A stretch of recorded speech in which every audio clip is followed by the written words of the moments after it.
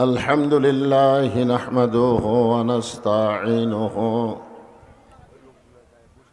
ونستغفره ونؤمن به ونتوكل عليه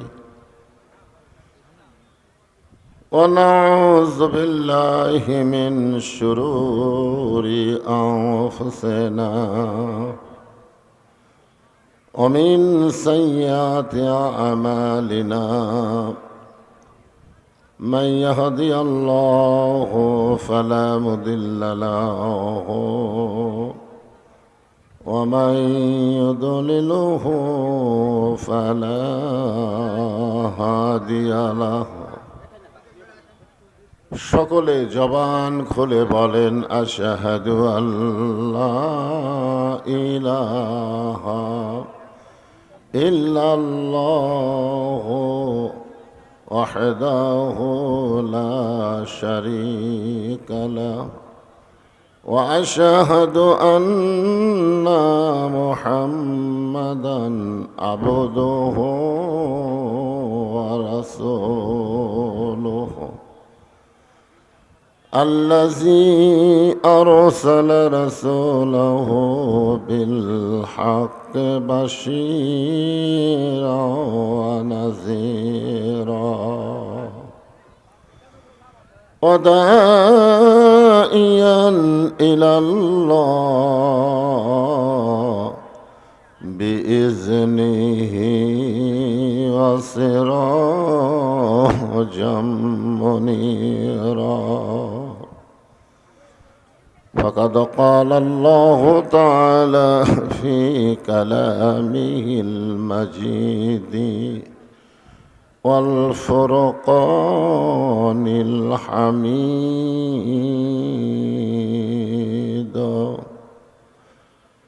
জবান খুলে সকলে পড়েন আউযু বিল্লাহি মিনাশ শাইতানির রাজিম বিসমিল্লাহির রহমানির রহিম ইযা أصابتهم مصيبة قالوا إنا لله وإنا إليه راجعون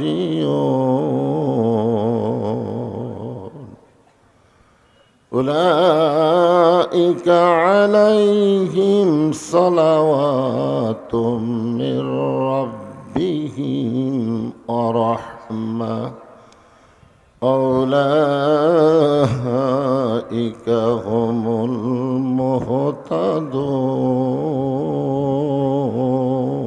المهتدون إن الله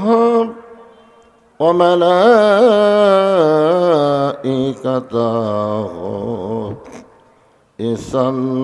يصلون على النبي يا أيها الذين آمنوا صلوا عليه وسلموا تسليما اللهم صل على محمد وعلى آل محمد كما صليت على إبراهيم وعلى آل إبراهيم إنك حميد مجيد اللهم بارك على محمد وعلى آل محمد كما باركت على إبراهيم وعلى آل إبراهيم إنك حميد مجيد مشرق حب محمد সকলে বলি সাল্লাল্লাহু আলাইহি মতলায়ে দীওয়ানি মা মতলায়ে খুরশিদ ইশকাস সিনায়ে সুজানে মা বালাগাল উলা বিকামালিহি কশাফাদ দুজা বিজামালিহি حسنت جميع خصاله صلوا عليه وآله اللهم آمين জান্নাতের বাগান থেকে জান্নাতি মানুষদেরকে নিয়ে আমি গুনাহগার তোমার রহমতের দরজায় দুখানা হাত তুলেছি আল্লাহ। হাসরের ময়দানে জব্বার আর কাহার নামে রূপ নিয়া তুমি যখন বিচার শুরু করবে, তোমার সামনে দাঁড়ায়া সমস্ত নবীরা নাফসি নাফসি বলে কাঁদতে থাকবে। এমন কঠিন অবস্থা হাসরে হবে, সেদিন সমস্ত নবী তার উম্মতকে ভুলে যাবে, শুধু বলবে আল্লাহ আমার কি হবে, আমার কি হবে। একমাত্র দরদি নবী শাফাতের কান্ডাহারি ইয়া রব্বি হাবলি উম্মতি বলে সেজদায় পড়ে যাবে। সেই কঠিন মুসিবতের সময় আজকের এই মাহফিলকে ওসিলা করে আমাদের সবাইকে রাসূলের উম্মতের কাতারে আল্লাহ কবুল করে নিও আল্লাহ।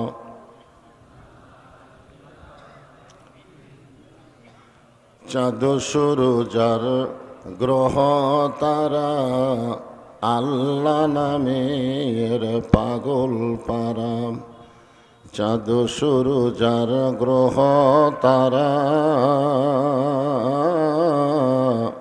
আল্লাহ নামের পাগল পারা। আমার আল্লাহ নামের এতই দয়া,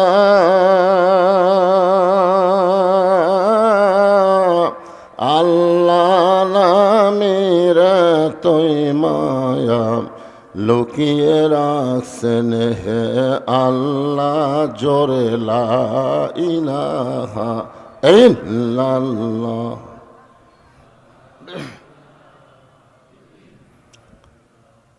আল্লাহ রাসূল বলেছেন, কোনো ব্যক্তি যদি সারা জীবন পাপ করে আর মৃত্যুর সময় এই কলেমার জিকির করতে করতে যদি মারা যায়, শুধুমাত্র কলেমার জিকির জবানে জারি থাকার কারণে আল্লাহ তার জীবনের সব গুনাহ মাফ করে দেন। এই জন্যে এই কলেমাকে বলা হয়েছে আফজালুল জিকির, লা ইলাহা ইল্লাল্লাহ, সবচাইতে উত্তম জিকির। এই জিকির করতে আমাদের কোনো আপত্তি আছে? তাহলে জবান করে মহব্বতে সকলেই জিকির করি লা ইলাহা ইল্লাল্লাহ, লা ইলাহা। যার দিলে আছে আমার আল্লাহর ভয়, কার ভয়? যার মনে আছে আল্লাহর ভয়, আল্লাহ আল্লাহ সব সময়। আহার নিদেরাম ভালো লাগে না, এই দুনিয়া ভালো লাগে না, ভালো লাগে শুধু আল্লাহ জোরে লা ইলাহা ইল্লাল্লাহ লা ইলাহা ইল্লাল্লাহ লা ইলাহা ইল্লাল্লাহ লা ইলাহা ইল্লাল্লাহ লা ইলাহা ইল্লাল্লাহ লা ইলাহা পাহাড় পর্বত নদ নদী এ নাম গাহে নিরবধি পাহাড় পর্বত নদ নদী এ নাম গাহে নিরবধি আমার আল্লাহ নামের এতই মধু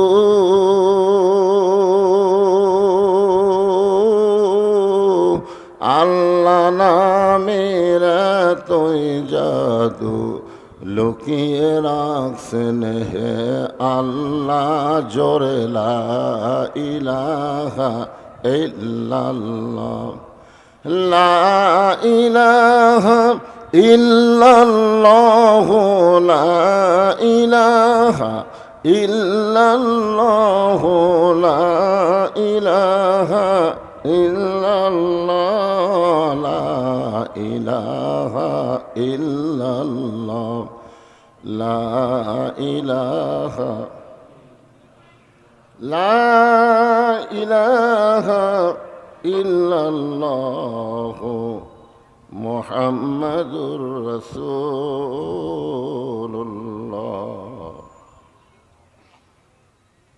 যুব সমাজের উদ্যোগে দ্বিতীয়তম বার্ষিক তাফসীরুল কোরআন এবং ওয়াজ মাহফিল হাটনগর ময়দানে আজকের এই মাহফিল আল্লাহ তাআলা যিনাকে সম্মানিত সভাপতির আসনে কবুল করেছেন, জনাব মোহাম্মদ আব্দুল হাকিম, সম্মানিত সহসভাপতি জনাব মোহাম্মদ রুহুল আমিন, আজকের এই মাহফিলের সম্মানিত সভাপতি দ্বয়কে অন্তরের অন্তঃস্থল থেকে আমি শুভেচ্ছা জ্ঞাপন করছি।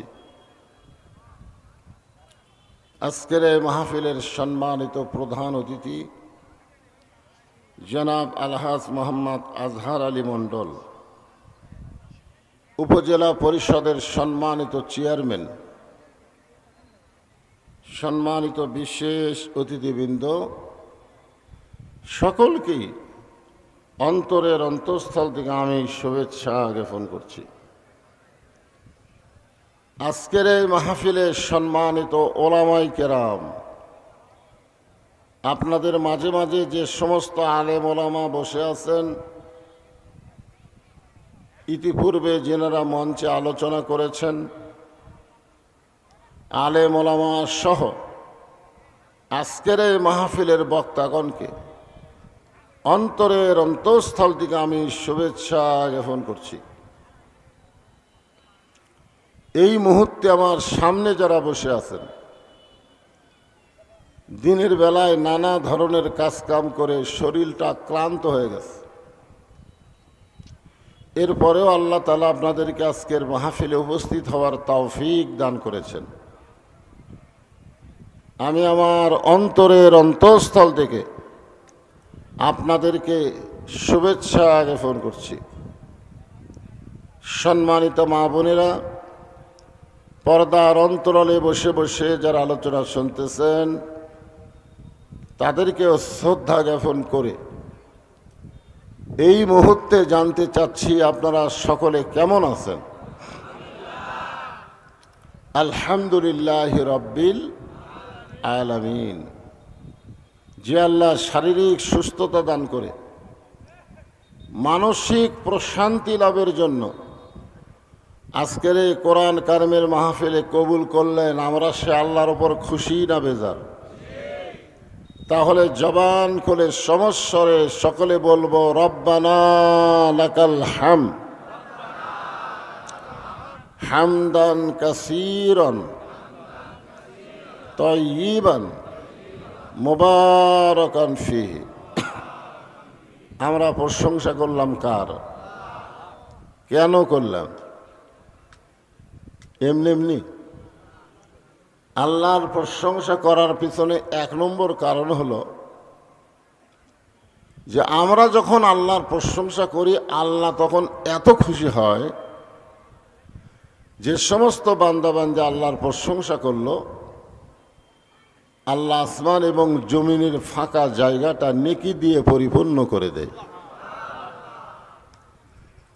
এই যে আপনারা সুবহানাল্লাহ শব্দটা উচ্চারণ করলেন, এই সুবহানাল্লাহ বলার সঙ্গে সঙ্গে আপনি বসে আছেন হাটনগর মাহফিলে, আর আপনার নামে আল্লাহ জান্নাতের বাগানে একটা গাছ রোপণ করে দিচ্ছে।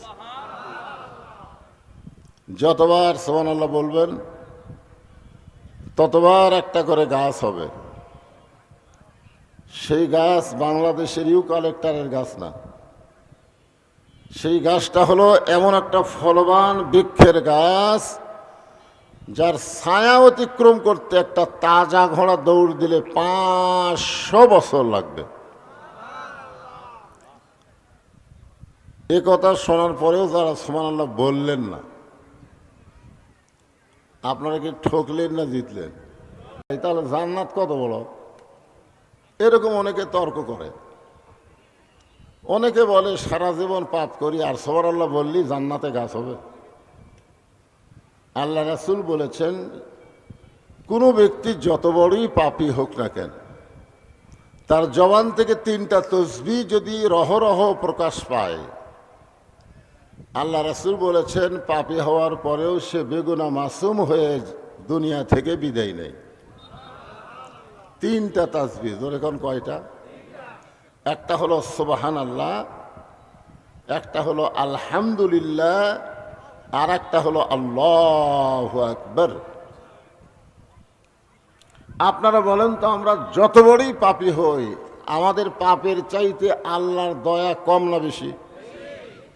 তো আল্লাহ যদি আমাদেরকে মাফ করে জান্নাত দেয়, আমাদের কোনো আপত্তি আছে? এই জন্য সুবহানাল্লাহ বলতে কোনো কৃপণতা করা যাবে না।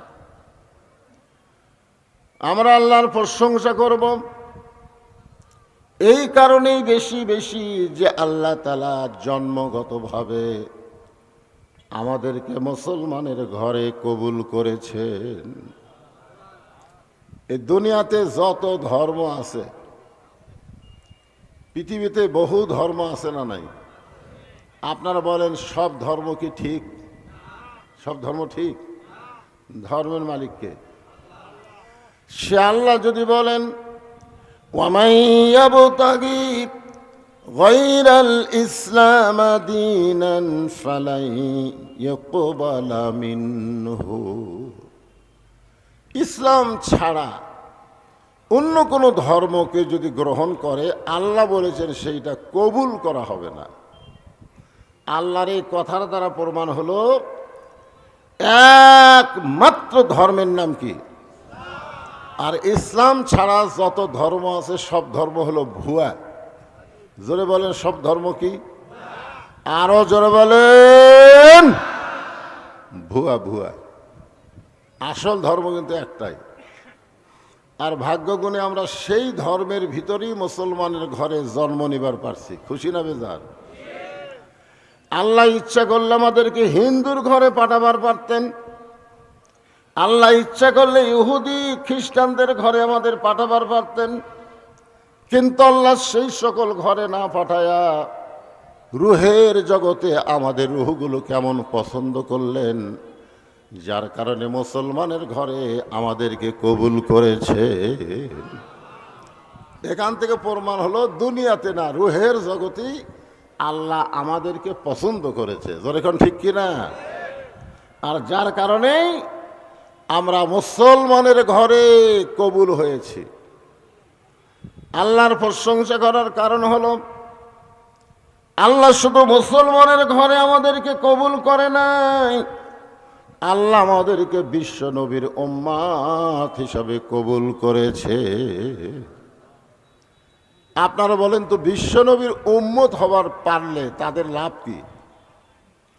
আল্লাহ রাসূল বলেছেন, তুমি যত পাপই করো, তুমি যদি সারা জীবন পাপ করো আর মরার সময় যদি ঈমান নিয়ে মরতে পারো, আমি রাসূল ওয়াদা করতেছি তোমাকে ওকালতি করে বারিশটারি করে আল্লাহর কাছে তোমার কাছে জেরা করে তোমাকে জান্নাতে পৌঁছায়াই দিব।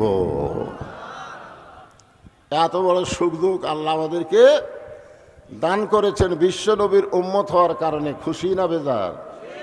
তাহলে জবান খুলে আর একবার বলি আলহামদুলিল্লাহ। আল্লাহর প্রশংসা করার কারণ হলো, আপনারা যে কোরআন থেকে তাফসির শুনবেন, যেই কোরআন থেকে আপনারা আলোচনা শুনবেন, এই কোরআনকে আল্লাহ তাআলা আমাদের জন্য হেদায়েত স্বরূপ দান করেছেন। হেদায়েত মানে কি? হেদায়েত মানে বোঝেন না? হেদায়েত মানে জীবন ব্যবস্থা। আপনারা বলেন, এ কোরআনের মধ্যে সব কিছু আছে না নাই? এই জন্যই কোরআনের প্রথমে আল্লাহ বললেন, জালিকাল কিতাবু লা রাইবা ফীহি হুদাল্লিল। হুদাল্লিলের পরে কি হবে? সবাই কন না কেন? আয়াত তো কমন আয়াত। এই মুত্তাকিন বলার পিছনে ওয়াজ আছে, এই জন্য সবাই বলেন জালিকাল কিতাবু লা রাইবা ফীহি হুদাল্লিল মুত্তাকিন। আল্লাহ যদি বলতো হুদাল্লিল নাস, কিন্তু আল্লাহ হুদাল্লিল নাস না বলে মুত্তাকিন বলার পিছনে কারণ হলো, আবু জেহেল কোরআন শুনেছে কিন্তু কোরআনকে গ্রহণ করেনি। আজ আমাদের বাংলাদেশে অনেকে আবু জেহেলের গোষ্ঠী ঘন্টার পর ঘন্টা কোরআন শোনে কিন্তু কোরআনকে গ্রহণ করে না। ঠিক কিনা বলেন? আপনারা বলেন তো, শুধুমাত্র কোরআন শোনার জন্যে আল্লাহকে এই দুনিয়াতে কোরআন পাঠাইছেন? কোরআন শুধু শুনলে হবে না, কোরআনকে বাস্তব জীবনে গ্রহণ করা লাগবে। আবু জেহেল কোরআন শুনেছে, আপনারা তো আমার সামনে বসে কোরআন শুনতেছেন। আবু জেহেল নবীর সামনে বসে কোনোদিন কোরআন শোনার সাহস পায়নি।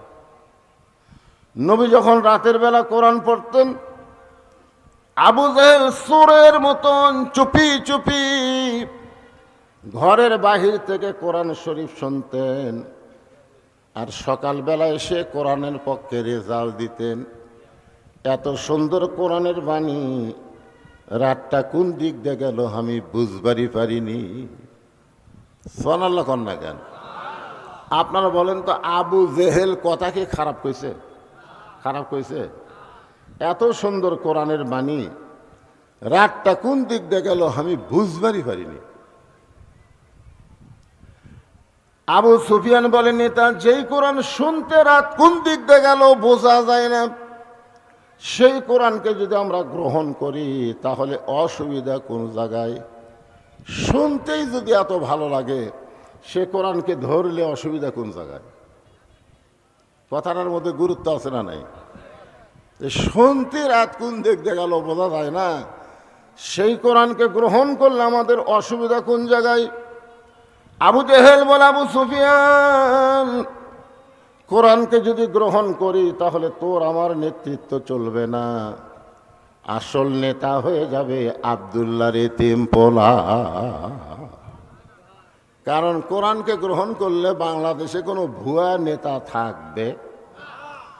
আমাদের বাংলাদেশে যেই নেতাগুলো আছে, এরা কি আসল নেতা না ভুয়া নেতা? আরো জোরে বলেন, কি জোরসে বলেন? ভুয়া। ভুয়া ভুয়া একটা শব্দ বাংলাদেশে ভাইরাল হয়ে গেছে, ভুয়া। আমাদের বগুড়ার হিরো আলম যখন 21-এর বই মেলায় গেছিল, তখন ওই 21-এ বই মেলার ছেলেরা তাকে বলছে ভুয়া ভুয়া ভুয়া ভুয়া। কি বলছে? ভুয়া ভুয়া। আবার যখন মোস্তাক আহমদ তার একটা চিংড়ি বউকে নিয়ে গেল, মোস্তাক আহমদের নাম শুনছেন? বুড়া, ওই বিয়ে করছে একটা চেংড়ি, 7.5 পাশের একটা মেয়েকে বিয়ে করছে। যদি মোস্তাক আহমদ তার বউকে বোরকার মধ্যে রাখতো তাহলে কিন্তু ভুয়া ভুয়া শব্দ শোনা লাগতো না। জোরে কোন ঠিক কিনা? কারণ বোরকার মধ্যে যখন কোনো মেয়ে মানুষ থাকে, ওই বুড়ি না ছুড়ি বেড়া থেকে বোঝা যাবে। কিন্তু মোস্তাক আহমদ বউটাকে বোরকার মধ্যে না রেখে বেপরদা ভাবে যখন 21-এর বই মেলায় গেল, ওই বুড়ার বাংলাদেশে যেই নেতা বিসমিল্লাহ ঠিক মতো কবার পারে না, বিসমিল্লাহ কোতে কি কয়, ওই নেতা যখন বাংলাদেশের বই মেলায় গেল তখন ওই নেতাকেও ভুয়া ভুয়া শব্দ বলে তাকে তাড়াইয়া দিল। এখন আমরা আজকে বলবো ভুয়া শব্দটা আল্লাহর কোরআন অনুযায়ী যেই নেতারা চলবে না, মানুষের তৈরি মতো যেই নেতারা চলে, এরা কি আসল নেতা না ভুয়া নেতা? ভুয়া নেতা। তো ভুয়া নেতা কতদিন চলবে? যতদিন মানুষ কোরআন শুনবে, কোরআনকে গ্রহণ করবে না। মানুষ যখন কোরআনকে গ্রহণ করবে তখন বাংলার জমিনে আর কোনো ভুয়া নেতা চলবে না। জোরে কোন কথা ঠিক কি না? কারণ আল্লাহ কোরআনে বলেছেন সামিনা ওয়া তাআনা, শুধু শুনলে হবে না, এইটাকে গ্রহণ করা লাগবে। আগে এখানে গান হতো, আমি শুনলাম যে এই ফিল্ডটা আগে গান হতো, কনসার্ট হতো, কিন্তু ছেলেরা সেইটা বাদ দিয়ে এই তাফসিরুল কোরআন মাহফিল করেছে। এতে কি আপনারা খুশি না বেজার? তাহলে জবান খুলে আর একবার বলি আলহামদুলিল্লাহ। এখন যেই ছেলেরা আজকে কোরআনের মাহফিল করতেছে, ওই ছেলেদের 1 নম্বর শর্ত হলো শুধু কোরআনের মাহফিল করলে হবে না, আল্লাহর কোরআনকে বাস্তবে গ্রহণ করা লাগবে। আপনারা বলেন তো, এই কোরআনকে গ্রহণ করতে গেলে 1 নম্বর শর্ত কি? না, নামাজকে হবে। এই কোরআনকে গ্রহণ করতে গেলে, কোরআনকে ধরতে গেলে 1 নম্বর শর্ত হলো লা ইয়ামাসসুহু ইল্লাল মুতাহহারুন। তুমি ততক্ষণ পর্যন্ত কোরআন শরীফ স্পর্শ করতে পারবা না যতক্ষণ তুমি পবিত্র না হবা। তাহলে যেই কোরআনকে ধরতে পবিত্র হওয়া লাগে, সেই কোরআনকে মানুষ যখন গ্রহণ করবে, ওই মানুষটা তখন কেমন মানুষ হবে? আবু জেহেল কোরআনকে শুনেছে, গ্রহণ করে নাই, আর হযরত আবু বকর শুধু কোরআন শোনে নাই, কোরআনকে গ্রহণ করেছে। জোরে কোন কথা ঠিক কিনা? কাফেরদের মধ্যে 1 নম্বর হলো আবু জেহেল, আর মুসলমানের মধ্যে 1 নম্বর হলো আবু বকর। এখান থেকে প্রমাণ হয়ে গেল শুধু কোরআন শুনলে হবে না, বাস্তবে কোরআনকে গ্রহণ করা লাগবে।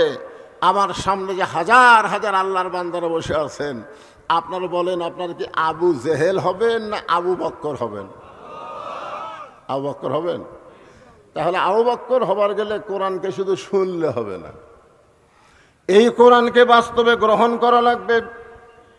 এই কোরআনকে গ্রহণ করার জন্যে পৃথিবীর সবচাইতে খারাপ মানুষ, যিনি নাঙ্গা তরবারি নিয়ে নবীকে হত্যা করতে গেছিল, এই কোরআনকে গ্রহণ করার কারণে আল্লাহ তাকে বাংলাদেশের মতন 96টা দেশের খলিফা বানায়া দিল।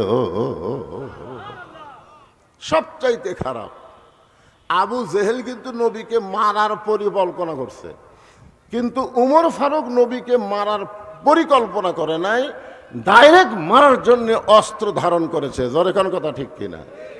তাহলে হিসাব করে দেখা যায় ইসলাম গ্রহণ করার আগে আবু জেহেলের চাইতে উমর ফারুকই বেশি খারাপ ছিল, ঠিক কিনা বলেন? কিন্তু আবু জেহেল শুধু কোরআন শুনেছে বলে আবু জেহেলই থাকছে, কিন্তু উমর ফারুক নবীকে হত্যা করার পরিকল্পনা করার পরেও শুধু কোরআনকে গ্রহণ করার কারণে আল্লাহ তাকে অর্ধ পৃথিবীর খলিফা বানায়া দিছে।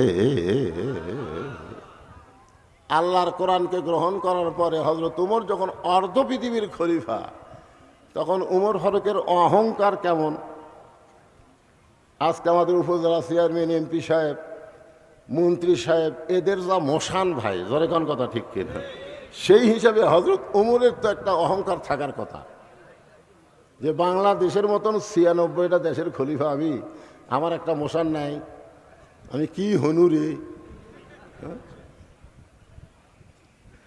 আল্লাহর কোরআনকে গ্রহণ করার কারণে হযরত ওমরের চরিত্রটা এমন হলো যে জুমার দিনে তিনি খুতবা দিচ্ছেন হাজার হাজার সাহাবীদের সামনে। এমন সময় মাঝখান থেকে এক সাহাবী দাঁড়িয়ে বলতেছে, ইয়া আমির আল মুমিনিন, আপনার খুতবা আমরা শুনবো না। যে বলছে আপনার খুতবা শুনবো না, উমর ফারুক দ্বিতীয় কোনো কথা বলে নাই, চোখের পানি বের করে বলতেছে, ভাই আমার খুতবা না শোনার পিছনে কারণ কি? এখনকার কোনো এমপি যদি মঞ্চে ভাষণ দিবার আসে, আর কোনো লোক যদি দাঁড়িয়ে বলে, এমপি সাহেব আপনার ভাষণ আমরা শুনবো না, কারণ ভোটের আগে আপনি যেইভাবে মানুষের কাছে আসেন, ভোটের পরে আর আপনার সোপা দেখা যায় না। এরকম কথা যদি কেউ কয়, আপনি বলেন তো এমপি কিছু বলার আগে এমপির চামচা ওকে সাইজ করবে, এখন ঠিক কি না? আর উমর ফারুককে যখন বলতেছে আপনার খুতবা আমরা শুনবো না, উমর ফারুক চোখের পানি বের করে বললেন, আমার অপরাধ কি? বলে, আপনার অপরাধ হলো আমাদেরকে খাটো পাঞ্জাবি দিয়া আপনি লম্বা জুব্বা পরে খুতবা দিচ্ছেন। আমাদেরকে খাটো পাঞ্জাবি দিয়ে আপনি লম্বা জুব্বা পরে খুতবা দিবেন। যতক্ষণ লম্বা জুব্বার কাহিনী না বলবেন ততক্ষণ আমরা আপনার খুতবা শুনব না। বাংলাদেশের টাকা কি কানাডাত পাচার করছে নাকি? হ্যাঁ, বাংলাদেশের টাকা কি কানাডাত গেছে? কানাডাত এখন বেগম পাড়া হচ্ছে, দরকার কি পাড়া? আমাদের বাংলাদেশের অনেক সম্পদ অনেক নেতারা বিদেশে পাঠায় দিছে, আর হযরত ওমর কোন সম্পদ পাচার করে নাই, খালি জুব্বাটা লম্বা হচ্ছে। তাতেই বলতেছে ভাষণ মন্দ, আগে বলে লম্বা জুব্বা হওয়ার কারণ কি? উমর ফারুক যখন ছোট বাচ্চার মতন কান্দে, এমন সময় আব্দুল্লাহ ইবনে উমর ৬ লক্ষ হাদিসের হাফেজ, ৩০ পারা কোরআনের হাফেজ, জোরে কান সুবহানাল্লাহ। উমর ফারুকের সন্তানের যোগ্যতা কি? ৬ লক্ষ হাদিসের হাফেজ, ৩০ পারা কোরআনের হাফেজ। তাহলে এত বড় নেতার সন্তান কোন লাইনে লেখাপড়া করছে? এ কথা কন না কেন, কোন লাইনে পড়ছে? আর হামাকের নেতার ছেলেরা, হ্যাঁ, ৬ লক্ষ হাদিসের হাফেজ, ৩০ পারা কোরআনের হাফেজ, বাবার পাশে দাঁড়ায় বলতেছে, রে নবীর সাহাবীরা, তোমরা খাটো পাঞ্জাবি হলেও তো নতুন কাপড় পরে নামাজ পড়তে এসেছ। আমার পরনে দেখো, আমার পরনে নতুন কোনো কাপড় নাই। ওসমান গনি বলে, আব্দুল্লাহ, আজকে জুমার দিনে নতুন কাপড় না পরে তুমি পুরাতন কাপড় পরলে কেন? আব্দুল্লাহ বলতেছে, আমি যদি নতুন কাপড় পরে নামাজ পড়তে আসতাম তাহলে আমার বাবার জুব্বা লম্বা হতো না। আমি যদি নতুন কাপড় পরে নামাজ পড়তে আসতাম তাহলে আমার বাবার জুব্বা কি হতো না? দুনিয়ার সবাই যখন ঘুমায়, তোমরাও যখন ঘুমাও রে নবীর সাহাবীরা, আমার বাবা যেদিন থেকে খেলাফতের দায়িত্ব পাইছে সেদিন থেকে আমার বাবা আর ঘুমাই না। যখন এমপি বানানো হয়, মন্ত্রী বানানো হয়, তখন সে জনগণের খাদেম হয়, তার ঘুমানোর কোনো সময় থাকবে না, জনগণের খেদমত করার টেনশনে। জোরে কোন কথা ঠিক কি না? আব্দুল্লাহ বলতেছে, একদিন গভীর রাত্রে চেতন পাইয়া আমি দেখলাম আমার মা দরজার পাশে দাঁড়িয়ে আছে। আমি মাকে বললাম, হতে পারবো না। রাতের বেলা মানুষের দুঃখ কষ্ট দেখে অর্ধ পৃথিবীর খলিফা, হঠাৎ দেখতে পাই মরুভূমির মধ্যে কে যেন তাঁবু টাঙ্গাইছে। তাঁবুর মধ্যে 2টা বাচ্চা মা মা বলে কাঁদতেছে, আর মা বলতেছে, গোস্ত সিদ্ধ হলেই তোমাদেরকে খাবার দিব। উমর ফারুক চমকে গেলেন, মদিনার জমিতে তাঁবু টাঙ্গাইছে, এটা কোন মহিলা? আর বাচ্চা দুরা খাবার জন্য কান্দে, এখন পর্যন্ত মার গোস্ত সিদ্ধ হয় না। দম্বার গোস্ত হলে বড় জোর 8 ঘন্টা লাগবে, উটের গোস্ত হলে বড় জোর 1 ঘন্টা লাগবে। এত গভীর রাত হয়ে গেল, এখন পর্যন্ত সিদ্ধ হয় না। ওমর ফারুক তাবুর নিকটে গিয়ে লোকমা দিয়ে বললেন, মা তুমি কেমন মা, তোমার কলিজাত কি দয়া নাই? তোমার সন্তানগুলো ক্ষুধার জ্বালায় কান্দে, আর এখন পর্যন্ত তোমার গোস্ত সিদ্ধ হয় না। মেয়েটা বলে, পথিক রে, বর্তমানে যেই বিপদে পড়েছি আমার আল্লাহ আমার খুঁজলেই না। মানে একটু বিরক্ত হয়ে গেছে। দরকার কি হয়ে গেছে? বর্তমানে আমি যেই পজিশনে পড়েছি আমার আল্লাহ আমার খোঁজ নেয় না। উমর ফারুক বলে, মা তুমি কি বলতে চাও? মেয়েটা বলতেছে, আমার বাড়ি হলো ইয়ামিন দেশে। আমি গতকাল বিকালবেলা উমর ফারুকের দরবারে যাবার চাইছিলাম, কিন্তু এত মানুষের ভিড়, আমি উমরের দরবারে যাবার পারি নাই। আমি মনে মনে সিদ্ধান্ত নিয়েছি আজকে রাত কোনো মতে কাটাইয়া দিয়া আগামীকাল সকালবেলায় উমরের দরবারে যাব। কিন্তু আমার 2টা সন্তানের পেটে এত খিদা লাগছে, ওরা খালি বারবার খাবার জন্য কান্দে। আমি ওদের সান্ত্বনা দেওয়ার জন্যে পাতিলের মধ্যে পানি আর পাথর দিয়ে নিচে আগুন লাগাইয়া বলতেছি, গোস্ত সিদ্ধ হলেই তোমাদের খাবার দেব। আমি মনে করেছিলাম এই গোস্ত সিদ্ধ হওয়ার কথা শুনে এক সময় আমার 2টা সন্তান ঘুমায় যাবে, কিন্তু এদের পেটে এত ক্ষুধা, ওরা ঘুমাবার পারতেছে না। আমার মনে হয় আজকে রাত আমার সন্তান 2টা ক্ষুধার জ্বালায় বাঁচবে না। সঙ্গে সঙ্গে হযরত ওমর বললেন, মা আর কষ্ট করো না, একটু ধৈর্য ধারণ করো। মাকে একটু ধৈর্য ধারণ করার কথা বলে অর্ধ পৃথিবীর খলিফা পাগলের মতন বাইতুল মালের দরজায় এসে ডাক দিলেন, আসলাম তাড়াতাড়ি খাবার 1 বস্তা আমার মাথায় উঠাইয়া দে। আসলাম বলতেছি, আমির আল মুমিনিন, আমি হলাম চাকর আর আপনি হলেন খলিফা, কোথায় বস্তা নিয়ে যাওয়া লাগবে আমারে বলেন, আমি মাথায় করে নিয়ে যাব। ওমর ফারুক বলে, আসলাম রে, একজনের পাপের বোঝা আর একজন কেউ মাথায় নেবে না, দে তাড়াতাড়ি বস্তা আমার মাথায় উঠাইয়া দে। আসলাম কি করবে? উমর ফারুকের মাথায় যখন খাবার বস্তা উঠাইয়া দেয়, উমর ফারুক এত জোরে দৌড় মারে, পিছন দিক থেকে আসলাম চিল্লায় বলে, আমির আল মুমিনিন, এত জোরে দৌড় মারলে আপনি পড়ে গিয়ে আপনার কষ্ট হবে। ওমর কান্দের বলে, আসলাম রে, সময় মতো যদি জাগা মতো যাবার না পারি তাহলে জাহান্নামের আগুনকে আল্লাহ উমর পুড়াইয়া দিবে।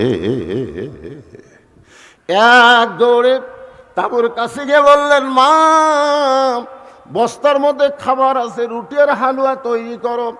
মা রুটি হালু তৈরি করে ওই উমর ফারুকের হাতে যখন দেয়, উমর ফারুক 2টা সন্তানকে 2 উরাতের উপরে নিয়ে রুটি হালুয়া যখন মুখে দেয়, 2 বাচ্চা উমর ফারুকের চেহারা দেখে ফ্যাল ফ্যাল করে তাকায় থাকে। বাবা মারা গেছে, বাবার দরদ আমরা কোনোদিন পাই নাই। আমরা এতিম সন্তান, তোমার এত দরদ পাইছি গো, তুমি কে? তোমার পরিচয় কি? উমর ফারুক 2 হাত তুলে বলতেছে, আল্লাহ এ অধমকে জাহান্নামের আগুন থেকে তুমি বাঁচায়া দাও। মা বলতেছে, কে গো পথিক, জাহান্নামের আগুন থেকে বাঁচার জন্য তুমি কেন কাঁদতেছো? আমি জানি মানুষ ভালো, কিন্তু জীবনে ভালো মানুষকে আমি চোখে দেখি নাই। আজকে একজন ভালো মানুষকে দেখলাম। উমরকে যদি আল্লাহ মদিনার খলিফা না বানায়া তোমারে যদি মদিনার খলিফা দিত, তাহলে আল্লাহর মদিনা যেন দুনিয়ার জান্নাত হয়ে যেত। আব্দুল্লাহ বলে, সাহাবীরা রে, আমার বাবার লম্বা জুব্বা দেখে তোমরা লোকমা দিয়া খুতবা বন্ধ করেছো। আমার পরনে তাকায় দেখো, আমার পরনে লম্বা, আমার পরে নতুন কোনো কাপড় নাই। আমি আব্দুল্লাহ যখন ঘুমাইয়াছিলাম, আমার বাবা চুপি চুপি আমার দরজায় গিয়ে ডাকতেছে, আব্দুল্লাহ আব্দুল্লাহ আব্দুল্লাহ। আমি আব্দুল্লাহ চমকে গিয়ে দরজা খুলে দেখলাম বাবার হাতে নতুন একটা কাপড়। আমি খুশি হয়ে বললাম, নেতার বেটা হয়ে লাভ আছে। নেতার বেটা হয়ে কি আছে? লাভ আছে। বাইতুল মাল থেকে একটা কাপড় আমাকে দেওয়া হয়েছে, আর গভীর রাত্রে আর একটা কাপড় আপনি আমাকে দিবে রাইছেন। নেতার বেটা না? R15 চালায়, জোরে কোন কি 5 চালায়? নেতার বেটা হয়ে লাভ আছে, বাইতুল মাল থেকে আমার এক টুকরা কাপড় দিছে, আবার গভীর রাত্রে আমাকে আর একটা দিবার আইছেন। সঙ্গে সঙ্গে ওমর ফারুক আল্লাহর কোরআন থেকে তেলাওয়াত করলেন, ইন্নাল্লাহা ইয়ামুরুকুম আন তুআদ্দুল আমানাতি ইলা আহলিহা ওয়া ইযা হাকামতুম বাইনান নাস আন তাহকুমু বিল আদল। সবাই আল্লাহু আকবার কর না কেন?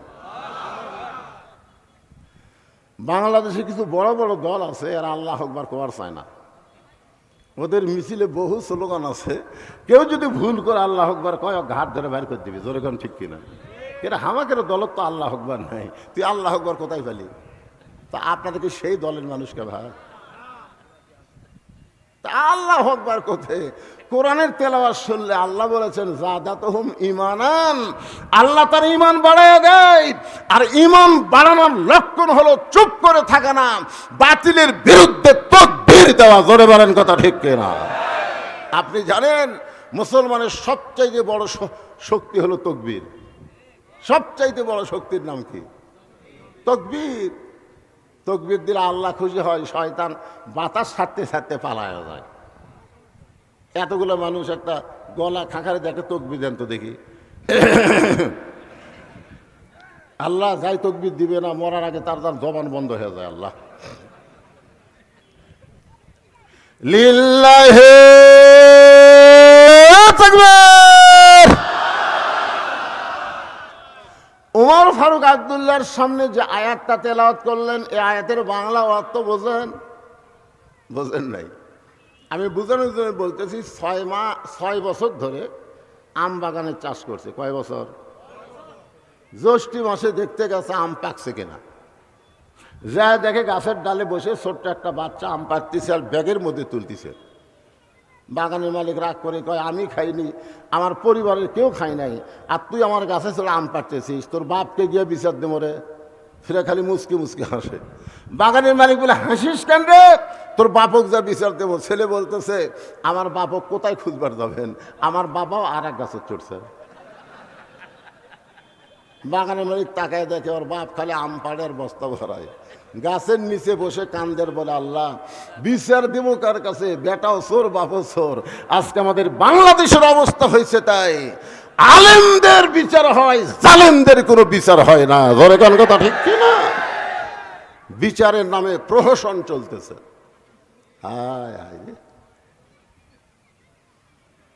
কোনো দোষ নাই, ডান্ডা বাড়ি লাগে আলেমক কোর্টে হাজির করে, মনে হয় মার্ডার করছে, মানুষ খুন করছে। হ্যাঁ, একটু মনোযোগ দিয়ে শুনবেন। ওমর ফারুক বলেন, আব্দুল্লাহ এই জামাটা আমার ভাগে পড়ছে বাজান, এই জামা পরে আমি আগামীকাল খুতবা কেমনে দিব? এত ছোট জামাই কি খুতবা দেওয়া যায়? তোর কাপড় আর বাবার কাপড় একত্র করে বাবা লম্বা জুব্বা বানায় খুতবা দেয়। এখন বলো খুতবা শোনা যায় কি না যায়? সমস্ত মুসলমান চিল্লায় বলতেছে, আল্লাহর কোরআনকে গ্রহণ করলে আর কোরআন অনুযায়ী যদি রাষ্ট্র চলে, এমন নেতাই জনগণ দেখতে পায়। আজকে আমাদের বাংলাদেশে আল্লাহর কোরআন খালি ওয়াজের মধ্যে আছে, সমাজের মধ্যে কোরআন না থাকার কারণে আজকে আমরা ভালো নেতা চোখে দেখতে পাচ্ছি না। যখন কথা ঠিক কিনা? আপনারা কি মনে করছেন এই কোরআনকে খালি শোনার জন্যে? আল্লাহ বলেছেন সামিনা অতানা। হযরত ওমর আল্লাহর কোরআনকে গ্রহণ করার পরে তিনি কেমন একজন মহামানব হলেন, তার জীবনের সামান্য একটা অংশ আপনাদের শোনাই। ছদ্মবেশে মদিনার অলি গলি ঘুরতেছেন, হঠাৎ হযরত ওমর দেখতে পায় দুই পাহাড়ের মাঝখানে একটা গিরিপথ। ওই গিরিপথের মধ্যে সুন্দরী একটা মেয়ে ধীর গতিতে হেঁটে হেঁটে চলতেছে। মেয়েটার সামনেও কোনো মানুষ নাই, পিছনেও কোনো মানুষ নাই। ওমর ফারুক বললেন, আল্লাহ তোমার দুনিয়াতে এত সুন্দরী একটা মেয়ে। সুবহানাল্লাহ কন্যা। ওমর ফারুক বললেন, আল্লাহ তোমার দুনিয়ায় এত সুন্দরী একটা মেয়ে। অনেক যুবক চিন্তা করতেছে, ওমর ফারুক মেয়েটার চেহারা দেখে সুন্দরী বলতেছে, কোরআন দিয়ে যখন দেশ চলবে তখন মেয়েদার চেহারা দিকে সুন্দরী বলবে না, মেয়েদার আপাদ মস্তক আল্লাহর আইন পর্দা যদি থাকে তাকেই আল্লাহর ইসলাম সুন্দরী বলবে। আপনাদের কাছে, যুবকদের কাছে আমার একটা প্রশ্ন হলো, তোমরা একটু বুঝে শোনা বলবা। আমি যে বলবো পর্দানিশী নারী যারা, তোমরা বলবা বিশ্ব সুন্দরী তারা, বলতে পারবে না? আজকে আমাদের যুবকদের চরিত্র নষ্ট করার পিছনে পরিমণির মতন কিছু বেহায়া নারী আছে। জোরে কোন কথা, ঠিক কথা কন না কেন? একটা নারী ইচ্ছা করলে গোটা বাংলাদেশের যুবকের স্বপ্ন দোষ করে দেবে, স্বপ্ন দোষ। কি মনে করতেছে? আজকে আমাদের যুবকেরা ইন্ডিয়ান হারবাল খোঁজে, ইন্ডিয়ান হারবাল দেওয়ারা যা খোঁজে, চিকন কিভাবে মোটা হবে। হ্যাঁ, আমি যুবকদের বলি, কোন বেপরদা নারীকে তোমার মন্তরে জায়গা দিও না। কোন বেপরদা নারী কোন নারী না, ও হলো পুরোপুরি বেশ্যা। জোরে বলেন কথা ঠিক কিনা? এই জন্য সবাই স্লোগান দেবেন, আমার মায়েরা পর্দার অন্তর আছে না নাই? যখন আছে না নাই, একটা সঠিক স্লোগান দেবেন। আমি যেই বলবো পর্দানিশী নারী যারা, আপনার বলবেন বিশ্ব সুন্দরী তারা। পর্দানিশী নারী যারা, আর যেই বলবো বেপর্দা নারী যারা, আপনার বলবেন শিলা কলা তারা। বেপর্দা নারী যারা, আচ্ছা একই গাছের কলা, এক গামলায় শোঁচাওয়ালা, এক গামলায় শিলা। আপনার বলেন তো টাকা দিয়ে কোনটা কিনবেন? কলালা বলতে যে ভাই একই গাছের ভাই, তুই কি কলা শিলা খাস না? শিলাই তো খাই, তাকে থেকে শিলা আছে রেখা লিবু আর খাবো। তখন খরিদ্দার বলতেছে ভাই তুই আমাকে পাগলা ভাবছো, আমি খাওয়ার আগেও খাসে। কলালা বলতেছে আল্লাহর শপথ কেউ খায়নি। এই ধুলা খাসে, মশা খাসে, মাছি খাসে, এটা কি আর খাওয়ার উপযুক্ত আছে? বেপর্দা নারী যারা, ব্রয়লার মুরগি তারা। জোরে বলেন কথা ঠিক কিনা? সমাজের মধ্যে সবচাইতে খারাপ হলো বেপর্দা নারী, আমাদের যুবকদের চরিত্র নষ্ট করতেছে। ওমর ফারুক যে মেয়েটাকে দেখলেন পর্দানিশী সুন্দরী, মেয়েটার নিকটে গিয়ে বললেন, মা এই দুই পাহাড়ের মাঝখানে তুমি ঘুরতেছো একা একা, তোমার সামনেও কোনো মানুষ নাই, পিছনেও কোনো মানুষ নাই, তোমার অন্তরে কি ভয় ডর লাগতেছে না? সঙ্গে সঙ্গে মেয়েটা বলে, পথিক তুমি কি হযরত উমরকে চেনো? সুবহানাল্লাহ কবেন না? মেয়েটা কাকে বলতেছে? হযরত উমরকে বলতেছে। পথিক তুমি কি হযরত উমরকে চিনো? যেদিন উমর আল্লাহর আইন দিয়ে রাষ্ট্র চালায়, সেদিন থেকে পৃথিবীর এক প্রান্ত থেকে আর একটা প্রান্তে একটা মহিলা যাবে, ওই মহিলার কলিজায় কেবলমাত্র একমাত্র ভয় থাকবে কার? ইন্নামাল মুমিনুনা আল্লাযীনা ইযা যুকিরাল্লাহু ওয়াজিলাত কুলুবুহুম ওয়া ইযা তুলিয়াত আলাইহিম আয়াতুহু যাদাতুহুম ঈমানা ওয়া আলা রাব্বিহিম ইয়াতাওয়াক্কালুন। সেদিন ষোড়শী নির্জন পথে যাবে, কোনো জন কটু কথা কবে না। পথে আর প্রান্তরে সম্পদের মোহে পড়ে খুন আর হাসানি হবে না। সবাই বলেন যদি মেনে চলি কোরআন, জবান খুলে বলেন যদি মেনে চলি কোরআন আর রাসূলের বিধান, সকলেই শান্তিতে থাকবে বাংলার আকাশে, কলেমার পতাকা যেদিন দুলবে। কে রে যুবক, এই মোবাইল মারতেছে রে, এরা যা হসে ভাই, এরকম বসবার গেলে ওরা সরে যায়। স্বয়ং জিবরাইল এসেও যদি ওয়াজ করে, এই যুবকগুলোকে ভালো করা যাবে না। কারণ বর্তমান যুবকদেরকে ওয়াজ দিয়ে ভালো করা যাবে না। যুবকদেরকে ভালো করতে গেলে আল্লাহর কোরআনের সমাজ লাগবে। জোরে কোন কথা ঠিক কিনা? আল্লাহ কোরআনে বলেছেন, ওয়ানুনাজ্জিলু মিনাল কুরআনি মা হুয়া শিফাউ ওয়া রাহমাতুল লিল মুমিনিন। এই আয়াতের বাংলা অর্থ কি? আমি যে আয়াতে করিম না, এর বাংলা একটা অর্থ নাই। এর বাংলা অর্থ হলো সবাই গলা খাকারে দেন। আমি যেই বলবো সব সমস্যার সমাধান, আপনার বলবেন দিতে পারে আল কোরআন, বলতে পারবেন না হয়ে যান। সব সমস্যার সমাধান। আজকে বর্তমান প্রধানমন্ত্রী 564টা মসজিদ বানাচ্ছে। একজন নেতা আমাকে বলতেছে, হুজুর গোটা বাংলাদেশের, গোটা পৃথিবীর কোনো প্রধানমন্ত্রী এত মসজিদ বানায়নি যেটা আমাদের বাংলাদেশের প্রধানমন্ত্রী বানাইছে। আপনি প্রধানমন্ত্রীর পক্ষে একটা কথাও বলেন না কেন? আমি তখন বললাম, প্রধানমন্ত্রী 564 মসজিদ কেন, 5 লক্ষ মসজিদ বানায়ও কোনো লাভ হবে না যতক্ষণ পর্যন্ত নামাজ কায়েমের আইন তৈরি না করবে। জোরে কোন কথা ঠিক কি না? আজকে যদি নামাজ কায়েমের আইন তৈরি হয়, ওই যুবকগুলা ঘুরঘুর করবে, ঘুরঘুর করবে। কারণ একমাত্র নামাজই পারে, ইন্নাস সালাতা তানহানিল ফাহশাই ওয়াল মুনকার, একমাত্র নামাজই পারে মানুষকে যাবতীয় খারাপি থেকে বাঁচাই দিতে। আমাদের যুবকেরা যদি 5 ওয়াক্ত নামাজ পড়ে, ও জীবনে আর্জেন্টিনার পতাকা টাঙ্গাবে না, ও জীবনে ব্রাজিলের পতাকা টাঙ্গাবে না, ও কোনোদিন দরজা জানলা বন্ধ করে খারাপ ভিডিও দেখবে না। আর ইমান বলবে, কেউ না দেখলো আমাকে আল্লাহ দেখতেছে। জোরে কোন কথা ঠিক? আজকে নামাজ কায়েমের আইন নাই, মসজিদ বানাচ্ছে।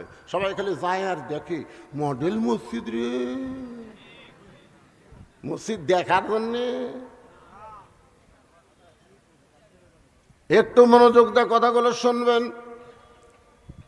ওমর ফারুক বলতেছেন, মা এই নির্জন পথে তুমি ধীর গতিতে চলতেছো, তোমার চলার সাইজ দেখে তোমারকে আমি খুঁজতেছি। ওমর ফারুক বলে, মা তুমি কি পাগলি হইছো নাকি? ওমর হলো অর্ধ পৃথিবীর খলিফা নাকি? মেয়েটা বলে, পথিক রে তুমি জানো না, আল্লাহর কোরআন দিয়ে যখন রাষ্ট্র চলবে তখন নেতা খোঁজা লাগবে না, নেতারাই দুঃখী মানুষকে খুঁজে বেড়াবে। আপনারা বলেন তো, এই কোরআন দিয়ে যখন বাংলাদেশ চলবে তখন নেতা খোঁজা লাগবে? নেতারাই দুঃখী মানুষকে খুঁজবে। আর আমাদের বাংলাদেশের নেতারা ভোটের আগে খোঁজে, ভোট গেলে আর খোঁজে না। জোরে কোন কথা ঠিক কিনা? আমার এক নেতা রাস্তা দিয়ে গাড়ি নিয়ে যাচ্ছে, যাওয়ার সময় দেখে ফকির আসতেছে, তো ড্রাইভারকে বলতেছে ব্রেক কর। তো ড্রাইভার বলে, স্যার কেউ তো নাই। আরে ব্রেক কর। যে গাড়ি ব্রেক করছে, নেতা গাড়ি থেকে নামে ফকির সালাম দিচ্ছে, আসসালামু আলাইকুম চাচা, কেমন আছেন? ফকির খালি চারিদিকে তাকায়। নেতা বলে, কি দেখেন? বলে, তুমি কাকে সালাম দিলা বাবা? বলে, আপনাকে দিলাম, আমি ভিক্ষা করে খাই। কয়, ভোটের আগে আপনিও তো আমিও তাই। আয় নেতার চরিত্র রে, ভোটের আগে ফকিরও তো আমিও তাই। আর ভোট পাওয়া যখন এমপি নেতা হয়ে যায় তখন আর নেতার নাগাল পাওয়া যায় না। জোরে কোন কথা ঠিক কিনা? মেয়েটা বলতেছে, পথিক আমার ইমান বলতেছে 6 দিন হলে হযরত উমরকে আমি খুঁজতেছি, আর 1-8 দিনের মধ্যেই হযরত উমরকে আমি পেয়ে যাব। আপনারা বলেন তো, মেয়েটা উমরকে পাইছে কি পাই নাই? উমর ফারুক চোখের পানি বের করে বলে, মা তুমি যে উমরকে খুঁজতেছ আমি হইলাম সেই উমর। সঙ্গে সঙ্গে মেয়েটা বলতেছে, তাহলে আপনি চোরের মতন একা একা কেন ঘুরতেছেন? আপনার কি কোনো চামচা নাই? আপনি বাংলাদেশের মতন কয়টা দেশ, কথা কনা কয়টা, 96টা দেশের রাষ্ট্রপতি, আর আপনি একা একা চোরের মধ্যে ঘুরতেছেন। আপনার র্যাব নাই, আপনার পুলিশ নাই, আপনার চামচা নাই। আজকে আমাদের নেতারা যখন ঘরে দেখবেন আগে পুলিশের গাড়ি, পিছনে পুলিশের গাড়ি। জোরে কোন কথা ঠিক কিনা? আয় আয়, পুলিশ মনে হয় জনগণের না, পুলিশ হলো নেতার। তা আপনি অর্ধ পৃথিবীর খলিফা হইয়া একা একা ঘুরতেছেন, আপনার কি কোনো চামচা নাই? আপনার অন্তরে কি কোনো ভয় ডর নাই? আপনাকে কেউ যদি হত্যা করে, ওমর ফারুক বললেন, ওয়া আলা রাব্বিহিম ইয়াতাওয়াক্কালুন, আমার চামচা লাগবে না, আমার বডিগার্ড লাগবে না, আমার আল্লাহ আমার হেফাজত করবে। ওমর ফারুক বললেন, মা এখন বলো তোমার দুঃখ কি? কি দুঃখে তুমি 6 দিন হলে আমাকে খুঁজতেছো? একটু মনোযোগ দাও, আপনাদের শোনা লাগবে। মেয়েটা বলতেছে, এই মুহূর্তে আমার জীবনের সবচাইতে বড় দুঃখ হলো 6 বছর বয়সে ঈমান গ্রহণ করেছি, শুধু ঈমান গ্রহণ করার অপরাধে 12 বছর আমাকে জেলখানায় বন্দি জীবন কাটাতে হয়েছে। আপনারা বলেন তো মেয়েটার অপরাধ কি? চুরি করছে? আমির হামজার অপরাধ কি? মামুনুল হকের অপরাধ কি? আল্লামা সাইদ হুজুরের অপরাধ কি? এই বাংলার মুসলমান কথা কর না কেন? খালি কথা না বলার কারণে দিন দিন গোস্তের দাম বাড়তেছে। ধরে কোন কথা ঠিক কিনা? গত হাটে 620 টাকাতে নিয়ে গেছে, এখন জামাই আইছে, শাশুড়ি বলতেছে আজকে 2 কেজি নিয়ে আসো। ওই চিন্তা করছে 2 কেজির দাম হবে 1240, ওই 1300 টাকা নিয়ে যায়। 2 কেজি গোস্ত ব্যাগত টাকা 1300 দিছে। কষাই বলতেছে ভাই আরো 100। তোর কে রে ভাই, গত হাটে নিলাম 620। কেউ বুঝতেছেন না, দিন দিন দাম বাড়তেছে। মানুষ কথা কয় না, আমরা ইচ্ছা মতো দাম বাড়াই, মানুষ কিছুই কয় না।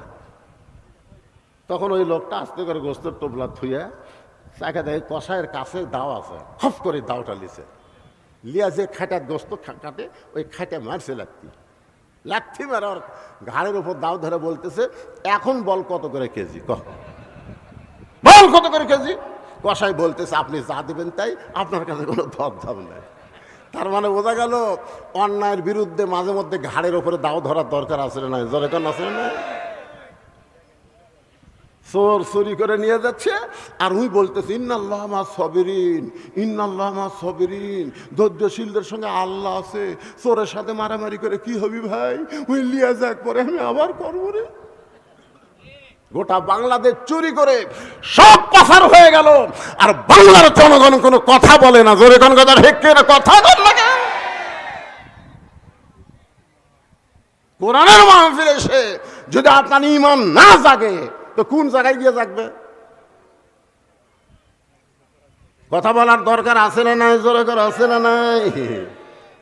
একটু মনোযোগ দিয়ে শুনবেন। মেয়েটা বলতেছে আমার জীবনের সবচাইতে বড় দুঃখ হলো আমি 6 বছর বয়সে ঈমান গ্রহণ করছি। এটা আবার কি দিতে পারে? প্রধান অতিথি হিসেবে আইছে, প্রধান অতিথি আসার আগে আমাকে বলবেন না? প্রধান অতিথির আগমন, প্রধান অতিথির আগমন, লিল্লাহি তাকবীর। গত টার্মেও যিনি উপজেলা চেয়ারম্যান ছিল, আল্লাহ তাআলা তুইজ্জু মান তাশা, সম্মানের মালা এইবারও তার গলাত পরায় দিছে। সেই নেতা, বর্ষিয়ান নেতা আজকে আপনাদের মঞ্চে উপস্থিত হয়েছে। উনি আমার তো ওয়াজ এইভাবেই চলবে, অসুবিধা আছে? আপনাদের কোনো সমস্যা আছে? তো এখন নেতা মানুষ, তো আমার ওয়াজ চলবি তো অনেক রাত, কারণ আমি ঘড়ি ধরে ওয়াজ করি না, চলতেই থাকবি। জোরে ঘন্টা কিনা? তাই বলে মনে করে না যে ফজর বন্ধ হবে। হ্যাঁ, এই যেগুলো চ্যাংড়া ফ্যাংড়া খারাপ হয়ে আছে, এরকম ওর মন খারাপ হয়। কেন বসিস না কেন? মানে তোরা কি পেশাব করে পানি লিস নি কেবা?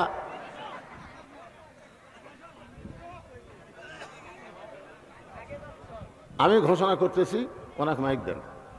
এই মুহূর্তে আপনাদের উপজেলার সম্মানিত চেয়ারম্যান, আজকের মাহফিলের সম্মানিত প্রধান অতিথি আপনাদের সামনে শুভেচ্ছা বক্তব্য দিবেন। আপনারা ধৈর্য নিয়ে তার বক্তব্য শোনার পরে আমি যেখানে ওয়াজ স্টপ করছি এখান থেকে আবার একটা না চলবে। সমস্যা আছে? এক ধরে উঠবেন না। এই যে 2-1 বলি সাল্লাল্লাহু আলাইহি ওয়াসাল্লাম। সম্মানিত উপজেলা চেয়ারম্যান সাহেব, অত্যন্ত গুরুত্বপূর্ণ আলোচনা করেছেন যে সমাজের অবক্ষয়, সমাজের অবক্ষয়ের কথা বলেছেন। এখনকার ছেলেরা অনেকে মাদক আসক্ত হয়ে গেছেন।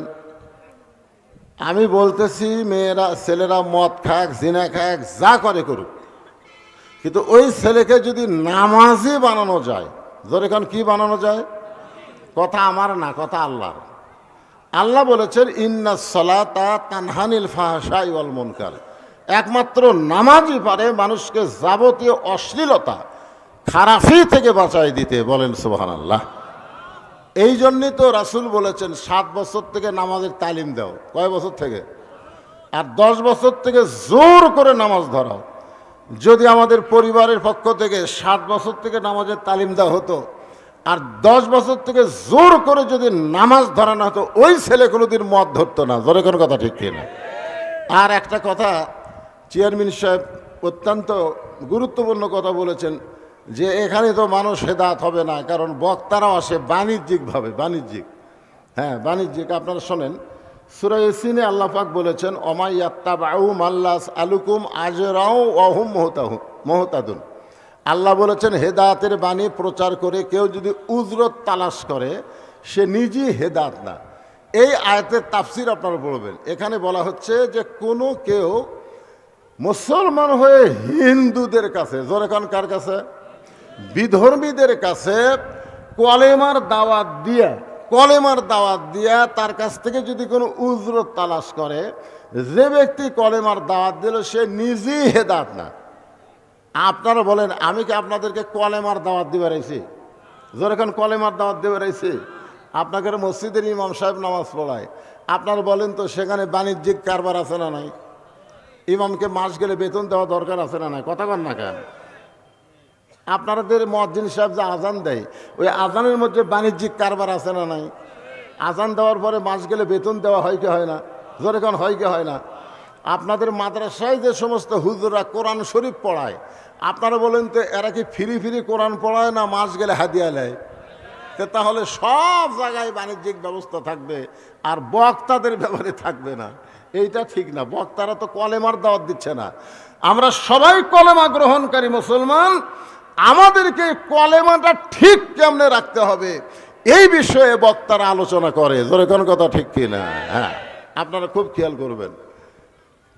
তো এখানে এখানে মেয়েটা বলতেছেন আমার সবচাইতে বড় অপরাধ হলো আমি 6 বছর বয়সে ঈমান গ্রহণ করেছি। শুধুমাত্র ঈমান গ্রহণ করার অপরাধে 12 বছর আমাকে জেলখানায় বন্দি জীবন কাটাতে হয়েছে। ভাইজান, এই কথাটা আপনারা একটু খেয়াল করবেন। মেয়েটা কিন্তু বলে নাই যে আমি ঈমানের কলেমা পড়েছি। মেয়েটা কিন্তু বলে নাই যে ঈমানের কলেমা পড়েছি। মেয়েটা বলতেছে আমি ঈমানকে গ্রহণ করছি। আপনারা বলেন তো ঈমানের কলেমা পড়া আর ঈমানকে গ্রহণ করা এই দুইটা কি এক? যুদ্ধের সময় আমাদের এলাকার অনেক হিন্দুরা ঈমানের কলেমা পড়ছে। অনেক হিন্দুরা আর্মি দেখলে, পাকিস্তানের সৈন্য দেখলেই তারা মুসলমানের চাইতে বেশি জিকির করছে, লা ইলাহা ইল্লাল্লাহ, লা ইলাহা ইল্লাল্লাহ, লা ইলাহা ইল্লাল্লাহ। আরবিরা বলতো বিলকুল ঠিক হয়। আপনারা বলেন তো এরা কি ঈমান গ্রহণ করেছে? ওরা মুখে কলেমা পড়িছে। এক হিন্দু আমারে কইছে হুজুর মুসলমানের কলমার দাম আছে। আমি কইলাম তুমি হিন্দু হয়ে মুসলমানের কলমার দাম কেমনে বুঝলে? বলি এই কলমা মুখে জারি রাখার কারণে আর্মির গুলি থেকে বেঁচে গেছি। আমি কইলাম ভাইজান, শুধু কলেমা মুখে জারি রাখার কারণে আর্মির গুলির থেকে তুমি বেঁচে গেছো। ওই কলেমা যদি কলিজার মধ্যে গ্রহণ করতা তাহলে জাহান্নামের আগুন থেকে আল্লাহ তোমারে বাঁচায় দিত। এই জন্য ঈমান গ্রহণ করতে গেলে আমাদেরকে 3টা জিনিস খেয়াল করা লাগবে। আপনার কি বিরক্ত হচ্ছেন? তাহলে যে ফাঁকা জায়গাটা আপনারা বন্ধ করলেন না কি জন্যে? এই আপনারা মনে করতেছেন যে কাজ কামের দিন আমি সারা রাত ওয়াজ করবো, একটা সময় হঠাৎ শেষ করে দেবো, আপনারা তো আফসোস করবেন করে এত তাড়াতাড়ি শেষ হলো কেন? ভাইজান এই জায়গাগুলো ফাঁকা করেন, পুরা করেন। আসেন, করোনার সময় আমরা বলছি ফাঁকা হয়ে বসেন, এখন আর করোনা আছে নাকি? আপনারা বলেন তো করোনার সময় মুখে মাস্ক না দিয়ে কেউ বার হয়েছে? কেন হয়নি? এ আইন কে করছে? আল্লাহ না সরকার? যখন আল্লাহ না সরকার? আল্লাহ করছে।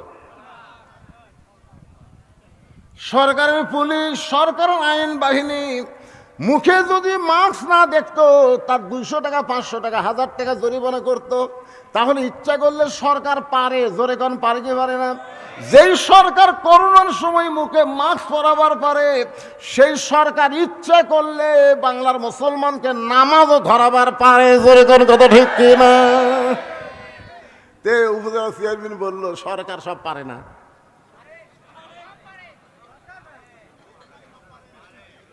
ইচ্ছা করলেই পারে, কিন্তু সরকার করবে কেন? সরকারের মধ্যেই তো নামাজ পড়ে না। জোরে কোন কথা কন না কেন? আজকে মোদির বিরুদ্ধে কথা বলা হচ্ছে যে যুবকেরা মদ পান করতেছে, অনেক নেতারা পর্যন্ত মদ পান করে। জোরে কোন কথা ঠিক কিনা? যে দেশের নেতারা মদ পান করে, সেই দেশের যুবকদেরকে মদের বিরুদ্ধে কেমন বলবো? মদের বিরুদ্ধে আইন আছে না নাই? কোরআনে আইন আছে না নাই? জোরে কোন। ওমর ফারুকের ছেলে মদ পান করছিল, 5-7 বাড়ি দিয়ে কি করছে? নাই, কোরআনে আল্লাহর আইন আছে না নাই? আমাদের যুবকেরা নামাজ না পড়লেও আইন আছে, এই যে ফ্রিজিং করলে তারও আইন আছে। সব কিছুর আইন আল্লাহর কোরআনের মধ্যে আছে। এই জন্যই তো আল্লাহ বলেছেন অনুনাজ্জিলু মিনাল কোরআনি মা হুয়া শিফাউ ওয়া রাহমাতুল লিল মুমিনিন। যার বাংলা স্লোগান হলো সব সমস্যার সমাধান দিতে পারে আল কোরআন। সব সমস্যার সমাধান আল কোরআনের আলো, ঘরে ঘরে জালো। ঘরে ঘরে না, সংসদেও না, অ্যাঙ্গেলে মার দেওয়া লাগবে। অ্যাঙ্গেলে মার হলো সব জায়গায় জালো। আপনারা বলেন সব জায়গায় যদি আপনি বলেন তার মধ্যে সংসদ আছে না নাই? এখন যদি আপনারা বলেন সংসদে জালো, তখন ওরা বলবে হুজুর ওই দলের লোক। আমরা কোরআনের মাহফিলে এসে এক দল করব না, সব মুসলমান এক দলের মধ্যে চলে আসবো। জোরে কোন কথা ঠিক কিনা? আপনারা বলেন তো মসজিদের মধ্যে ঢুকলে আমরা কয় দল? জোরে কোন কয় দল? আওয়ামী লীগ, বিএনপি, জাতীয় পার্টি, জামাত সবাই মিলে দেখবেন কাতার সোজা করতেছে। আওয়ামী লীগ সরকারি দল, ক্ষমতা আছে, ওই কাতারের থেকে 4 আঙ্গুল সামনে গেছে। কয় আঙ্গুল? তখন জামাতে ইসলাম হাত ধরে টানতেছে, লাইনও তাই। এই যে কাতারের দাগ তোর চোখত পড়ে না? আওয়ামী লীগ বলতেছে আমি খেয়াল করিনি ভাই, ও কে হাত ধরে টানতেছে ওদিকে ওর খেয়াল নাই, ওর খেয়াল হলো কাতারের দিকে। সুবহানাল্লাহ। তার মানে বোঝা গেল মসজিদের মধ্যে যখন ঢোকে তখন আওয়ামী লীগ, বিএনপি, জাতীয় পার্টি ঢোকে না, সবাই এক কাতার হয়। আল্লাহর কোরআনের মাহফিলে যখন আমরা বসে যাব, তখন আওয়ামী লীগ, বিএনপি, জাতীয় পার্টি থাকবো না, আমরা সবাই আল্লাহর দল হয়ে যাব। ঠিক আছে? মেয়েটা বলতেছে আমির আল মুমিনিন, সকালবেলা 3টা করে চাবুক, বিকালবেলা 3টা করে চাবুক। আমার এমন কোনো জায়গা নাই যে জায়গায় চাবুকের আঘাত লাগে নাই। আপনি যখন রোম পারস্য দখল করলেন, তখন আপনি ঘোষণা করে দিলেন মুসলমান কোনো রাষ্ট্র যখন দখল করবে, ওই রাষ্ট্র তখন আল্লাহর আইনে চলবে। আর আল্লাহর আইনে যখন কোনো রাষ্ট্র চলবে, ওই রাষ্ট্রের মধ্যে জেলখানার কোনো দরকার হবে। আপনারা বলেন তো আল্লাহর আইন এটা কি? আল্লাহর আইন কি দেরি করে না ডাইরেক্ট? যেরকম দেরি করে না ডাইরেক্ট? Direct action. আপনি যখন রোম পারস্য দখল করলেন, আমি রোমের একটা জেলখানার মধ্যে বন্দী ছিলাম, আপনি জেলখানার দরজা উন্মুক্ত করে দিলেন। আমি জেলখানার দরজা খোলা পাইয়া, কারণ আমার দাদা খ্রিস্টান, আমার বাবা খ্রিস্টান, আমার 14 গোষ্ঠী খ্রিস্টান। আমি এখন কি করব? এই 2 পাহাড়ের মাঝখানে 6 দিন হলে ঘুরতেছি। আপনার যদি দেখা যায়, আপনার কাছে এই দুঃখী মেয়েটা একটু আশ্রয় চায়। ওমর ফারুক চোখের পানি বের করে বললেন, মা আমি তোমাকে আশ্রয় দিবার পারবো না, কারণ ইসলাম কোনোদিন কাউকে আশ্রয় দেয় না, বরং ইসলাম মানুষকে অধিকার দিয়ে দেয়। আপনারা বলেন তো ইসলামে নারীদের অধিকার আছে না নাই? আজকে অনেক মেয়েরা বলে ইসলামে আমাদের কোনো অধিকার নেই। এই যে একজন তাসলিমা নাসরিন একটা বই লেখছে নির্বাচিত কলম, ওই নির্বাচিত কলমের মধ্যে লেখছে আর রেজালু কাওয়ামুনা আলান নেসা, যে পুরুষরা নারীদের উপরে থাকবে। এই আয়াতটার ব্যাখ্যা করে তাসলিমা নাসরিন নাস্তিক বলেছে, এইখানে আল্লাহ তাআলা পুরুষের চাইতে নারীদের দাম কমায় দিছে, কারণ পুরুষেরা থাকবে উপরে, নারীরা থাকবে নিচে। আপনারা বলেন তো এই আয়াতটা আল্লাহ কোন প্রেক্ষাপটে নাযিল করছে? নারী যদি মা হয় তাহলে নারীর দাম বাবার চাইতে অনেক বেশি। জোরে কোন কথা ঠিক কিনা? নারী যদি মেয়ে হয় তাহলে ছেলের চাইতে মেয়ের দাম কম না বেশি? কিন্তু নারী যদি বউ হয়, ওই জায়গাতে একটু আল্লাহ বলছে স্বামী একটু উপরে থাকবে, বউ একটু নিচে থাকবে। আপনারা কি বইয়ের উপরে থাকেন না নিচে যান? পদ্মার চরে জেলা জেলেন একটা অস্থায়ী ঘর বানাচ্ছে, টাটায়ের ঘর। জেলা মাছ ধরবে, ইলিশ মাছ, হঠাৎ একদিন উঠছে ঝড়ে, এত জোরে ঝড় উঠছে বুঝলেন, খালি ধুলাবালি দিয়া। এক আধ ঘন্টা হয় ঝড় থামে না। স্বামী জেলা বলতেছে, বউ রে আমারও তো পেশাব লাগছে, আমি কি করি? বউ বলতেছে দরজা খোলা যাবে না, কারণ বাইরের বালি এসে ঘর মেখে যাবি। স্বামী বলতেছে তাহলে ঘরের মধ্যেই পেশাব করি। বউ কই এত বড় মানুষ, ঘরে পেশাব করলে দুর্গন্ধ হবে। স্বামী বলে তাহলে করি কি রে? বউ বলতেছে একটা কাম করেন, আপনি আমার কান্দর চলেন, কান্দর চড়ে ওপরে তালায় একটা শুটিং করেন, আপনার যন্ত্র মোতাবেক শুটিং করে ওই শুটিং দিয়ে যন্ত্র বার করে পেশাব করেন। স্বামী পেশাব করার 1 ঘন্টা পর আর ঘর থামে না। বউ বলে আমারও যে পেশাব লাগছে। স্বামী বলতে শুটিং তো করাই আছে, তুমি আমার কান্দে চলো, শুটিং দিয়ে পেশাব করো। এবার বউ স্বামীর কান্দে চড়ে পেশাব করে, পেশাব শুটিং দিয়ে বাইরে না যায়, স্বামীর বুক ভিজে যায়। স্বামী চিল্লায় বলে, বউ রে পেশাব করিস কোন জায়গা, তারপরে কোন জায়গায়? বউ চিল্লায় বলে, মরার স্বামী জানো না সব জায়গায় সমান অধিকার চলে না। আপনারা বলেন তো মেয়েদের অধিকার ইসলামে আছে না নাই? জোরেকার আছে না নাই? ওমর ফারুক বললেন, মা এখন তোমার বয়স কত? মেয়েটা বলতেছে 6 বছর বয়স ঈমান গ্রহণ করেছি, আর 12 বছর জেলখানায় বন্দি জীবন কাটাইছি। এই মুহূর্তে আমার বয়স হলো 18 বছর। ওমর ফারুক বললেন, মা 18 বছরের একজন মেয়ের জন্যে ইসলামের 1 নম্বর অধিকার হলো ভালো একটা ছেলের সাথে বিয়া বসা। কি ছেলে? আপনারা কি আমার কথা বুঝতে পারতেছেন না? কি ছেলে? ভালো ছেলে। বিয়াতে বিমান নেয়, মহারণা নগদ। জোরে কন। বিয়াতে বিমান নেয় না, মহারণা নগদ দেয়, এরা হলো ভালো ছেলে। আপনাদের ধামুরহাটের খবর কি?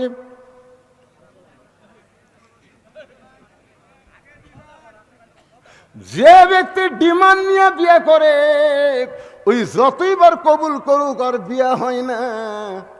এই ডিমান্ড নিয়ে বিয়া করার কারণে স্বামী স্ত্রী মিলন হওয়ার পরে যে মালগুলা বাড়ায়, ওই মালগুলা কোরআনের মাহফিলে বসে না। আপনারা আজকে সর্বাত্মক স্বীকার করবেন, ডিমান্ড নেওয়া জায়েজ না হারাম? মহরণা দেওয়া ফরজ না সুন্নত? মহরণা দেওয়া ফরজ, সেই মহরণা দেয় না। আর যেই ডিমান্ড নেওয়া হারাম সেই ডিমান্ড নেয়।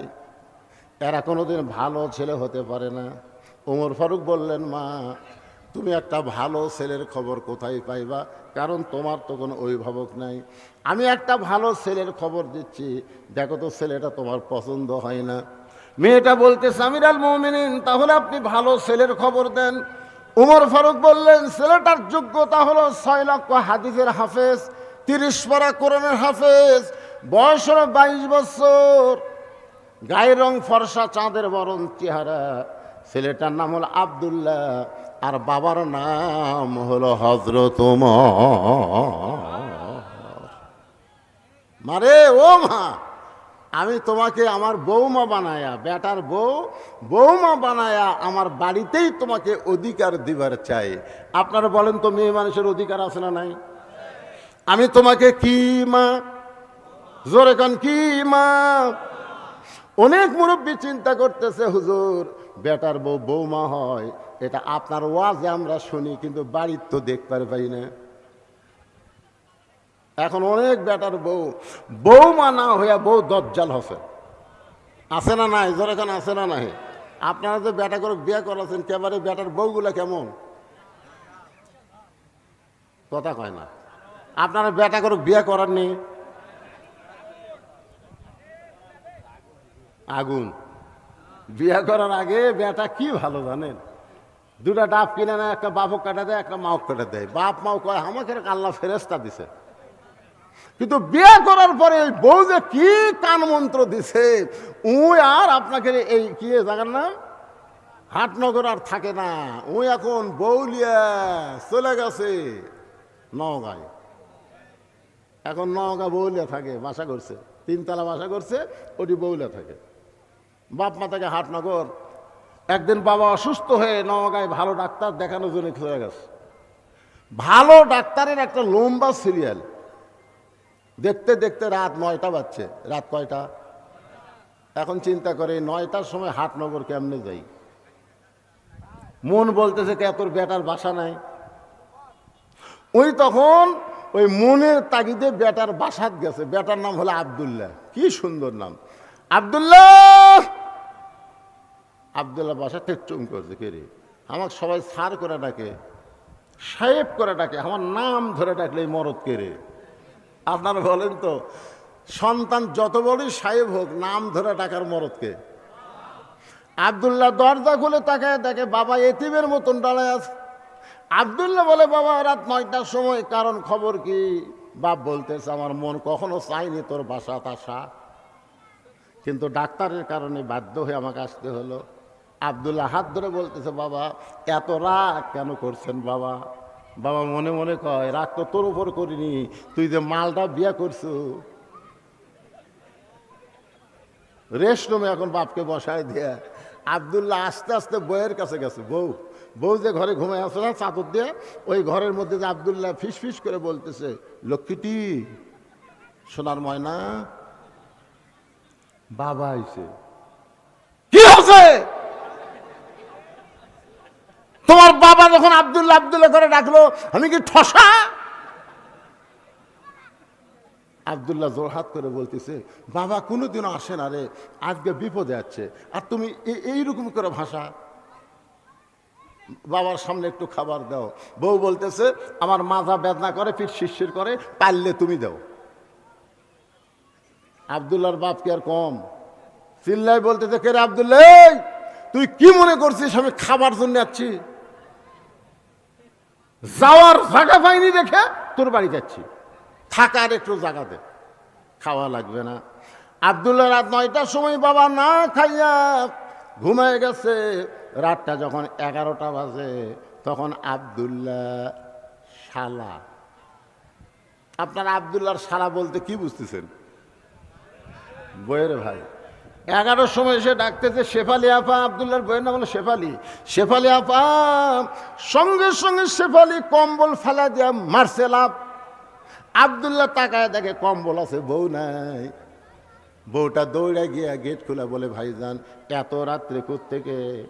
বলে ক্যারাম বোর্ড খেলতে খেলতে রাত হয়ে গেছে, আপা আমি একটু ঘুমাবার চাই। বলে কিসের ঘুম, আগে খাওয়া। তুই না খাইয়া ঘুমাইলে আমার চোখে ঘুম ধরবে না। এই বলে ভাত গরম, গোস্ত গরম, মাছ গরম, সব গরম করে ভাইয়ের সামনে দিয়া বলতে যে খা ভাই, খা ভাই, তুই না খাইলে আমার কলিজার শান্তি নাই। আব্দুল্লাহ মনে মনে চিন্তা করে, 9টার সময় আমার বাবা আইছে, তখন তোর মাজা বেদনা করে, পিঠ শিরশির করে, আর 11টার সময় খা ভাই, খা ভাই, খবর কি? বার হয়ে দেখে 5 তরকারি গরম ভাত, শালার মাথায় বইয়ের হাত। কয় তরকারি? 5 তরকারি গরম ভাত, শালার মাথায় বইয়ের হাত। খালি বারবার বলতেছে, আর এক টুকরা খা ভাই, তুই না খাইলে আমার কলজার শান্তি নাই। আব্দুল্লাহ চুপি চুপি বাবা যেই ঘরে ঘুমাই, ওই বাবার ঘরের জানলার কাছে 0 বাল্বের আলোতে তাকায় দেখে বাবার শুকনা মুখটা দেখতে পায়। আব্দুল্লাহর চোখটা পানি পড়তেছে। যেই বাবা নিজে না খাই আমাকে লেখাপড়া করাইছে, যেই বাবা মাটির বিছনার থেকে আমাকে খাট বানায় দিছে, আজকে আমার সেই দরদের বাপ না খাইয়া আছে, আর সালাদ সামনে 5 তরকারি গরম ভাত, আমার কি কিছুই করণীয় নেই।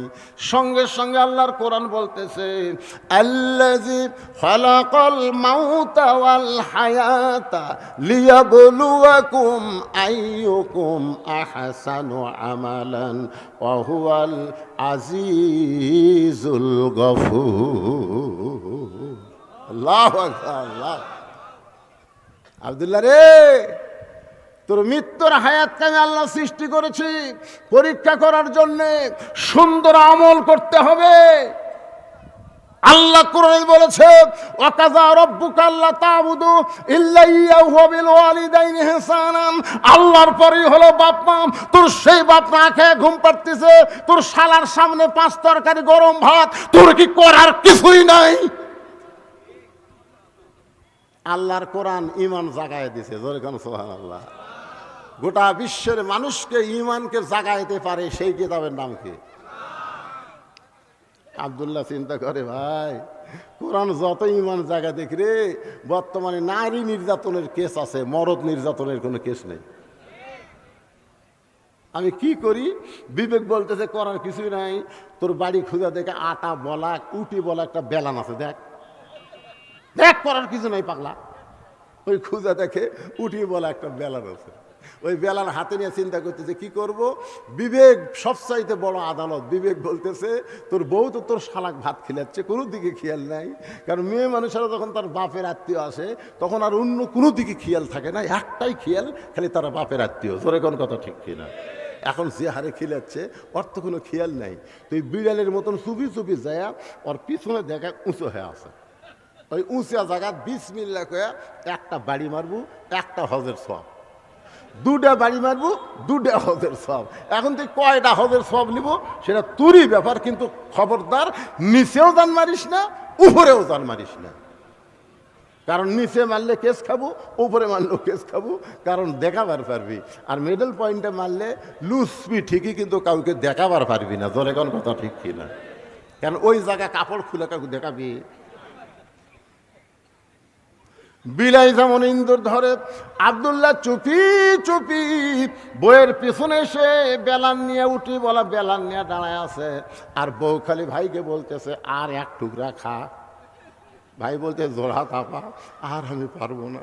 বোন বলতেছে ভাই রে তাহলে আর এক টুকরা মুরগিলে, না পা আমি আর পারতেছি না।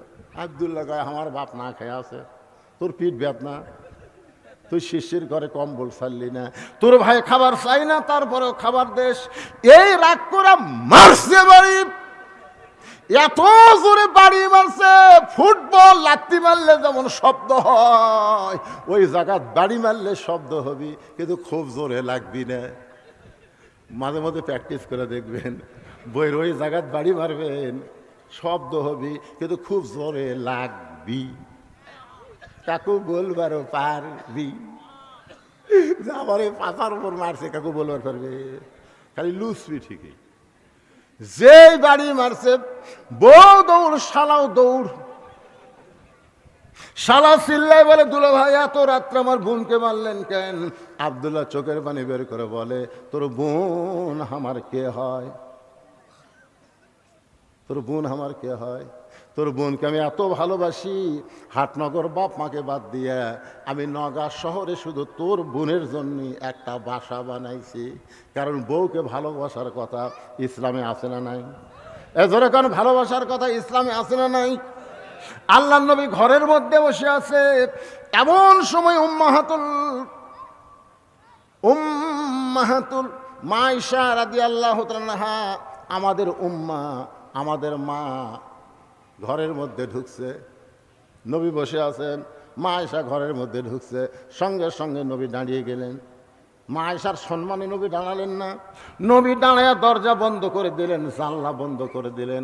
আয়েশা বলে ইয়া রাসূলুল্লাহ, আমি ঘরে আসার সাথে সাথে আপনি দরজা বন্ধ করলেন, জানলা বন্ধ করলেন, আমার দেহ থর থর করে কাঁপতেছে। রাসূল বলে কি কারণে তোমার দেহ কাঁপে? বলে আপনার জুতার পরশে আল্লাহর আরশ ধন্য হয়ে গেছে। হুজুর যদি কোনো বেয়াদবি হয় এই কারণেই আমার দেহ কাঁপতেছে। রাসূল বলে আয়েশা, একজন নবীর জুতার পরশে আল্লাহর আরশ ধন্য হয়েছে, একজন নবীর জুতার পরশে। আয়েশা বলে হুজুর আপনি তো সেই নবী। রাসূল বলে যতক্ষণ দরজা খোলা ছিল ততক্ষণ আমি নবী ছিলাম, কিন্তু যেই দরজা বন্ধ হয়েছে আমি আর নবী নয়, আমি হলাম স্বামী আর তুমি আমার বিবি। বউকে আদর করার কথা ইসলামে আছে না নাই? নবী বলতেছেন একজন নবীর জুতার পরশ আল্লাহর আরশ ধন্য হয়েছে। আয়েশা বলে, আপনি তো সেই নবী। রাসূল বলে, আমি নবী ছিলাম রে যতক্ষণ দরজা খোলা ছিল, এখন দরজা বন্ধ, কিসের নবী রে? আমি হলাম স্বামী, তুমি আমার বিবি, আসো। মা আয়েশা দৌড়ে এসে স্বামীর বুকে মাথা দিয়ে কয়, আল্লাহ, এতদিন জানতাম আমার নবী বিশ্ব নবী, আজকে দেখতেছি আমার নাবী হলেন 1 নম্বর স্বামী। নবী আস্তে করে মা আয়েশাকে বুকের মধ্যে নিয়ে এই ডান হাত দিয়ে পিঠের উপর একটা চাপ দিছে। এই চাপ দেওয়া কিন্তু সুন্নত। আপনারা বুকের মধ্যে নিয়ে একটা কি দিবেন? কথা কয় না একেবারে। শোনেন, ফেতনার জামানায় একটা সুন্নত আমল করলে 100 গলা কাটা শহীদের সওয়াব। কোনোদিন চাপ দিচ্ছেন আপনারা? যারা বিয়ে করতেছেন ভাই, আমি তারকুক বলতেছি, আর প্রেমিকা চাপ দেওয়ার কথা বলতেছি না। এখন বউকে বুকের মধ্যে নিয়ে আল্লাহ রাসূল, আল্লাহর নবী হলেন আমাদের আদর্শ। নবী যখন ডান হাতে চাপ দিয়েছে, সঙ্গে সঙ্গে আল্লাহ বলে, জিবরাইল যা যা নবীর কাছে কোরআন শরীফ নিয়ে যা। ফেরেশতা জিবরাইল বলে, আল্লাহ বহুবার নবীর কাছে কোরআন নিয়ে গেলাম, এইভাবে তো কোনোদিন বলেন নাই। আল্লাহ বলে, জিবরাইল, নবী ঘরের মধ্যে যে আমল করতেছে, এই আমলে আমি আল্লাহর আরশ খুশি হয়ে গেছে। সুবহানাল্লাহ, জোরে কোয়া যায় না? আপনারা বলেন তো, নবী কি ঘরের মধ্যে নামাজ পড়তেছে, জিকির করতেছে, তাসবিহ তেলাওয়াত করতেছে, কি করতেছে? বুকের মধ্যে চাপা ধরায় আল্লাহর কাছে সবচাইতে দামি আমল। জোরে কোন সুবহানাল্লাহ। যা রে জিবরাইল, যা, কোরআনের আয়াত নিয়ে নবীর কাছে যা। ফেরেশতা জিবরাইল কোরআনের আয়াত নিয়ে নবীর বাড়ির পাশে দাঁড়িয়ে বলতেছে, আসসালামু আলাইকা ইয়া রাসূলুল্লাহ। নবী আয়েশাকে বুকের মধ্যে নিয়ে চমকে উঠলেন। আয়েশা বলে, হুজুর আপনি চমকালেন কেন? বলে, ফেরেশতা জিবরাইল আমাকে সালাম দিল। আয়েশা বলতেছে, এই সময় ফেরেশতা আসার টাইম হলো। কারণ বউ যখন স্বামীর বুকের মধ্যে থাকে, মনে হয় বউটা জান্নাতের মধ্যে আছে। জোরে কোন কথা ঠিক কি না? আল্লাহ রাসূল বলে, আয়েশা, জিবরাইল নিজের ইচ্ছায় কোনোদিন আসে না, জিবরাইল আল্লাহর হুকুমে আসে। দেখি জিবরাইল কি জন্য আইছে। নবী বললেন, জিবরাইল কারণ কি? জিবরাইল বলে, হুজুর ঘরের মধ্যে কি করতেছেন আমি জানি না, তবে আল্লাহ পাক আমাকে জানাইছে যে আমল করতেছেন, আল্লাহর আরশ খুশি হয়ে গেছে। আল্লাহ কোরআনের আয়াত নাজিল করেছে, হুন্না পড়েন, হুন্না লিবাসুল লাকুম ওয়া আনতুম লিবাসুল লাহুন্না।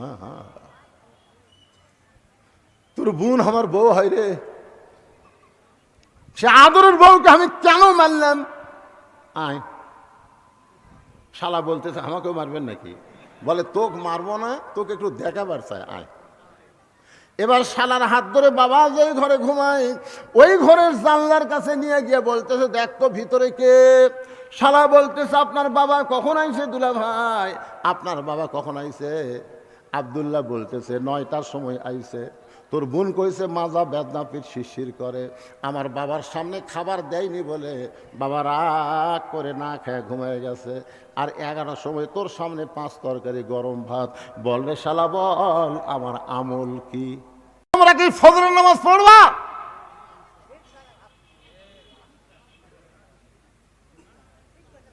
না, ঠিক জায়গা থাক না।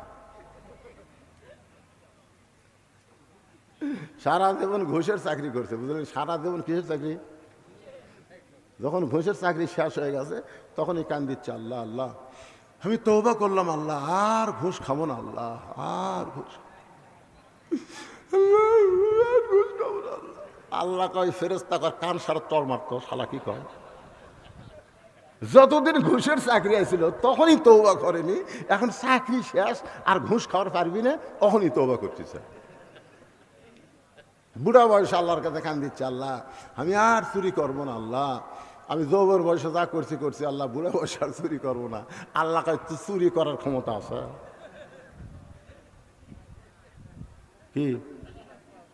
এই জন্য যেই যুবকেরা কোরআনের মাহফিল করতেছে, শুধু কোরআনের মাহফিল করলে হবে না, এই যুবকদেরকে যৌবন বয়সে কোরআনের পক্ষের কর্মী হওয়া লাগবে। জোরে কোন কথা ঠিক কিনা? শুধু কোরআনের কর্মী হলে হবে না, 5 ওয়াক্ত নামাজ জামাতে আদায় করা লাগবে। জোরে কোন কথা ঠিক কিনা? যারা মাহফিলে 1 টাকাও আদায় করে না, আদায় করো তোমরা, কোনো টাকা আদায় করে না, এরা নিজেরাই টাকা দিয়া এত সুন্দর আয়োজন করে। আর সেই যুবকদের জন্য আমাদের প্রাণ খুলে দোয়া করার দরকার আছে না নাই? জোরে কোন আছে না নাই?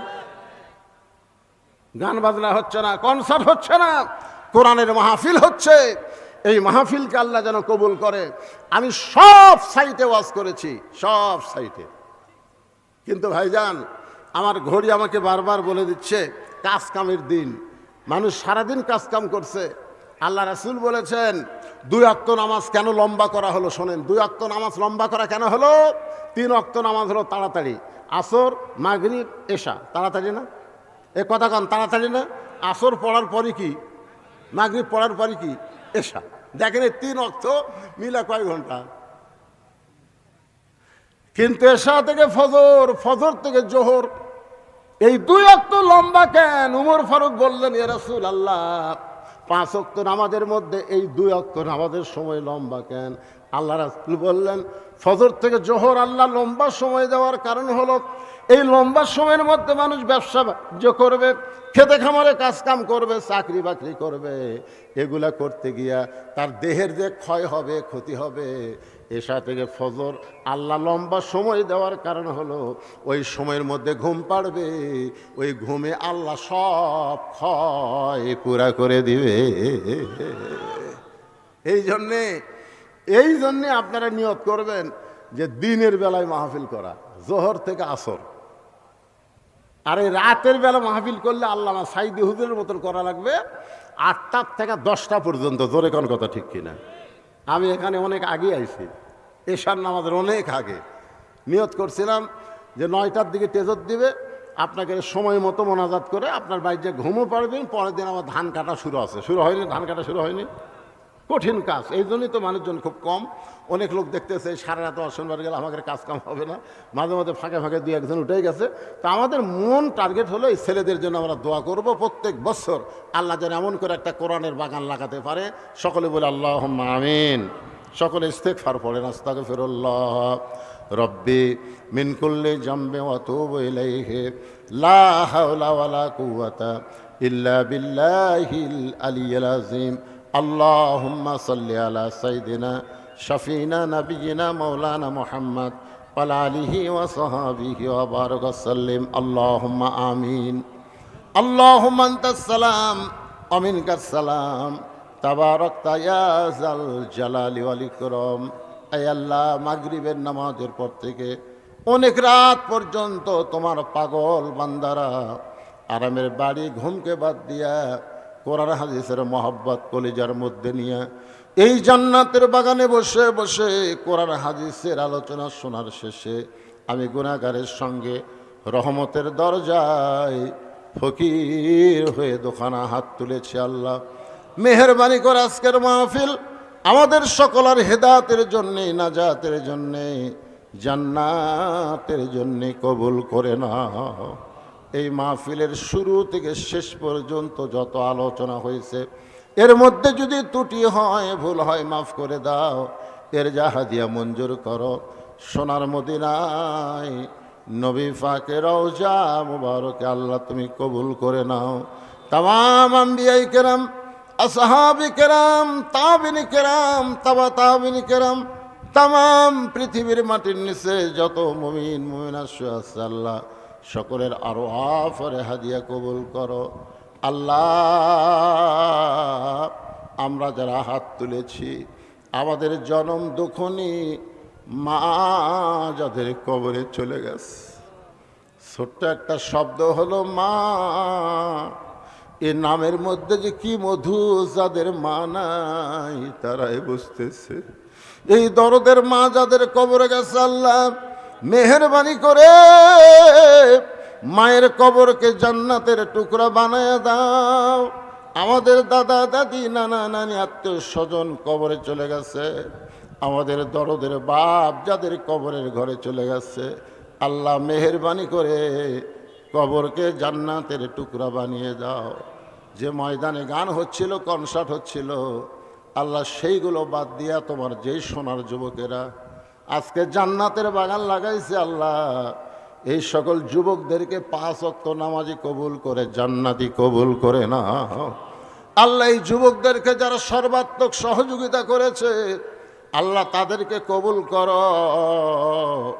প্রত্যেক বছর এমন করে একটা জান্নাতের বাগান যেন লাগাইতে পারে এমন ইমানি শক্তি এই যুবকদেরকে দান করে দাও। আল্লাহ হাটনগর মাহফিলকে কবুল করো। আজকের মাহফিলের সম্মানিত সভাপতিকে কবুল করো, সহসভাপতি, প্রধান অতিথি, বিশেষ অতিথির আল্লাহ তুমি কবুল করো। আলেম ওলামার কবুল করো, হাজী সাহেবদের কবুল করো, মুরব্বীদের কবুল করো, যুবকদের কবুল করো, কচি কাচাদের কবুল করো।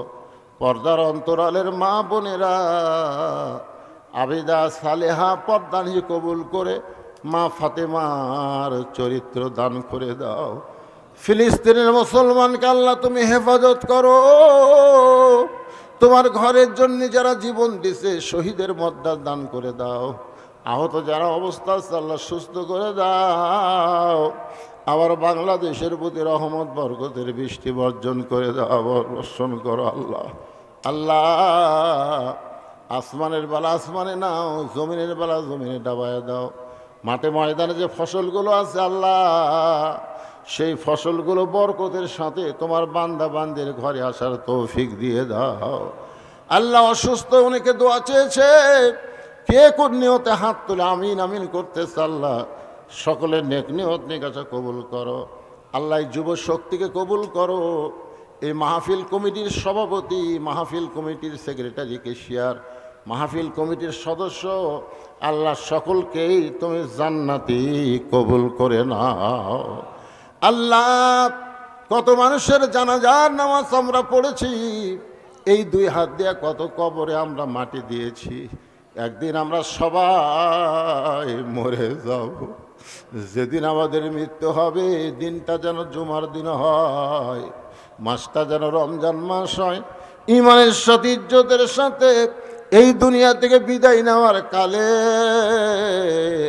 আমাদের জবানে জারি করে দিও লা ইলাহা ইল্লাল্লাহু মুহাম্মাদুর রাসূলুল্লাহ সাল্লাল্লাহু আলাইহি ওয়াসাল্লাম। আসসালামু আলাইকুম ওয়া রাহমাতুল্লাহি ওয়া বারাকাতুহু।